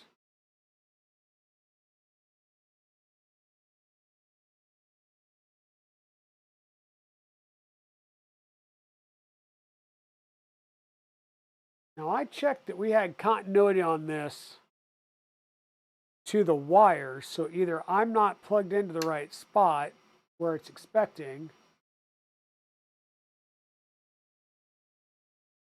or something happened, but our probes are not, or our probe is not triggered. So,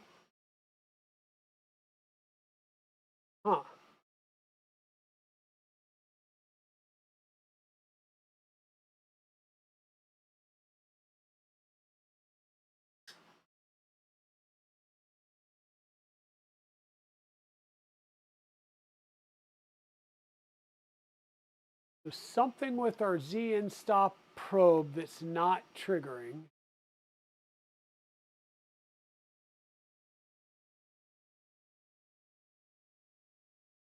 What do we've got? We've got stepper Z probe virtual endstop. Why would we have probe Z virtual endstop? Okay. Probe.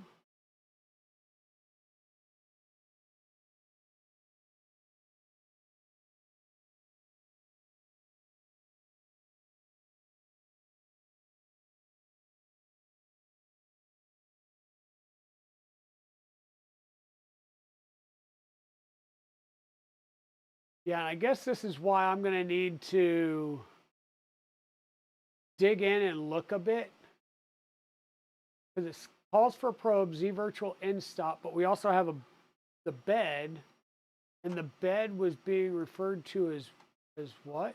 Whoops, wrong printer.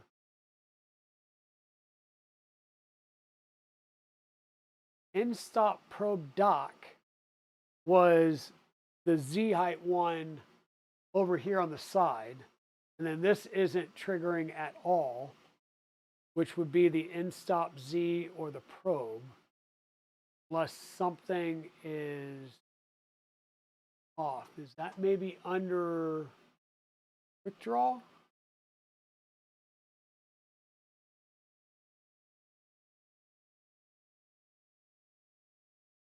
There's a probe section here with offsets.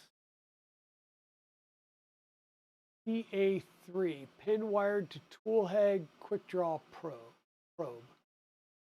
PA3.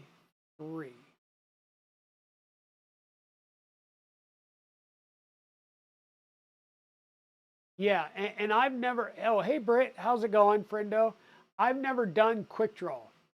I've never done quick draw. Even the kits that come with quick draw, I ignore it and go to something else.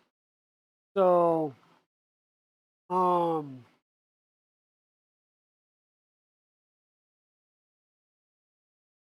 so probe is in the Z max, which is which pin?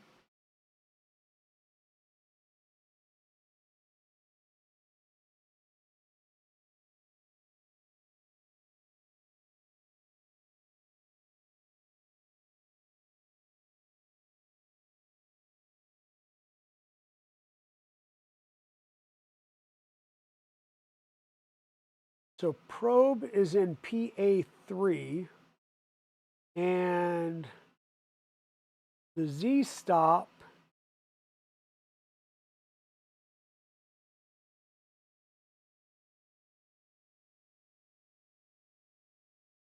PA0. So Z stop is PA0, and the probe is PA3.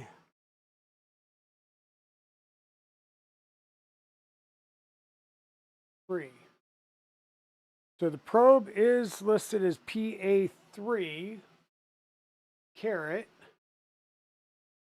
and the Z stop dock pin PA0, pin wired to the Z end stop mounted on the extrusion. Okay, that is correct. Because this is the one mounted to the extrusion, which would be the Z, or yeah, which is the Z stop PA0. This is the other one. So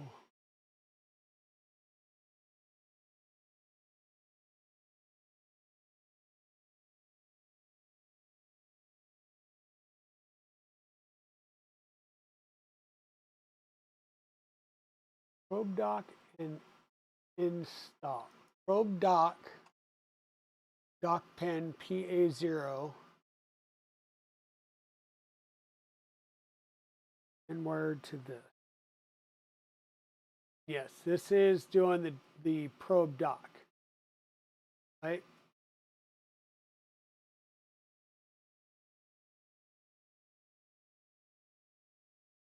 and probe and endstop Z. Endstop Z points to probe. So that's the one that's not working, is the physical probe, which is in PA3.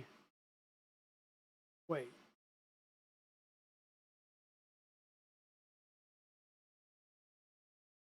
Yeah, which is over here into this one, PA3.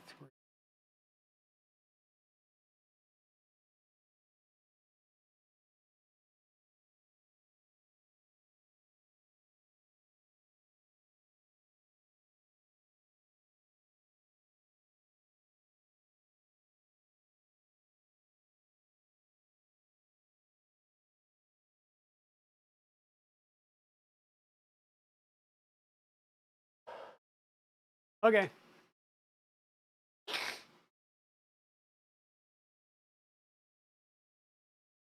Yeah, well, and I prefer tap. I mean, we're rigid mounted bed. I would prefer tap. This obviously isn't going to mount to tap, but I'm trying to use the way it comes.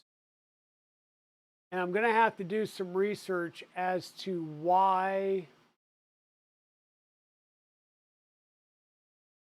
it's not finding the probe, because I did continuity test. Now the only thing I can think of is that it's something in the e-box, or the e-box itself, that is not connected right. So I'm going to go ahead and shut down, folks. I'm going to go ahead and call the stream right now, because one, I'm going to have to do some research here. And watching me research and pull out my hair is not very not friendly. Doesn't make for good content. That's what we'll go with. So we shut this down. I am going to power that off. Yeah, I'm gonna have to check some stuff out. We haven't done any movement yet. I just want to make sure that my end stops and everything is triggering and functioning right before I do anything else. So I want to make sure that that's good. I'm going to do some reading, go out there on the Discord and see if there's anything weird on the Discord. The good news is temperatures are working. We have fans. We have the basic end stops. It's really the probe that we're trying to figure out. And the next step up would be like, do the heaters heat up?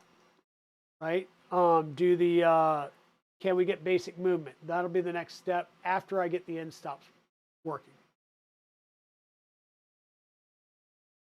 Okay. And they did say to make sure that it's fully up in the max, and I am. That was my safety, is to make sure that's fully up high. But yeah, that's kind of where we're at. So let me see who may be up that we can raid into. I want to see if that Pezliz person is up doing her application or not, or she's going to do it later tonight.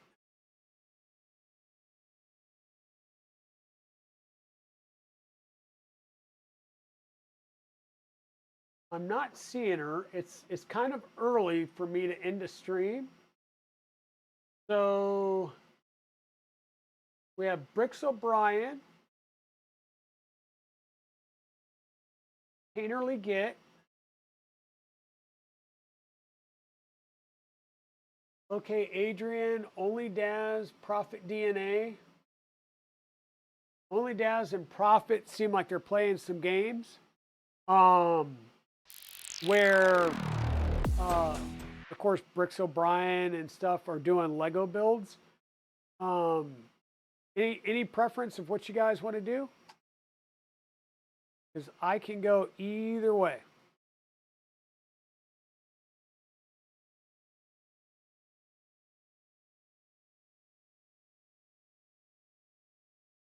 I can go either way.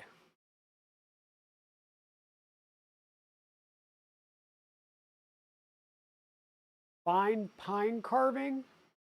Is that their name?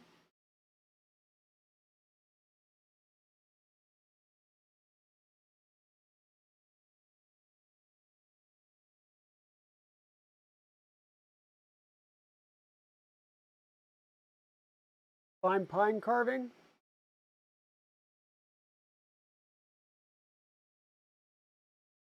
Oh, he's chainsaw carving. That's kind of cool.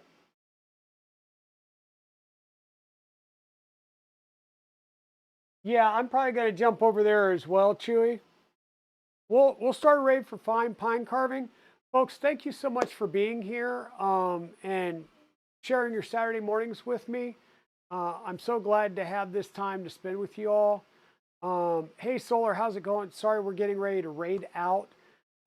We've got our software configured here on the LH Stinger. We're up and running, but in just doing the basic checks, we're getting an X, a Y, and the main Z end stop. We're not getting our clicky probe. And I can't go any further without making sure and figuring out why clicky probe's not working. So we're going to go ahead and jump out. I'm going to have to do some research and try and figure out what's going on there. And as soon as we figure that out, we'll come back, Tuesday, and we'll be back at it. But right now we're rating out the Fine Pine Carving, or excuse me, yeah, Fine Pine Carving, who appears to be carving an owl out of a log with a chainsaw. So thank you everybody for being here, and I will see you on Tuesday. Excuse me. With that being said, bye now. Have a great weekend.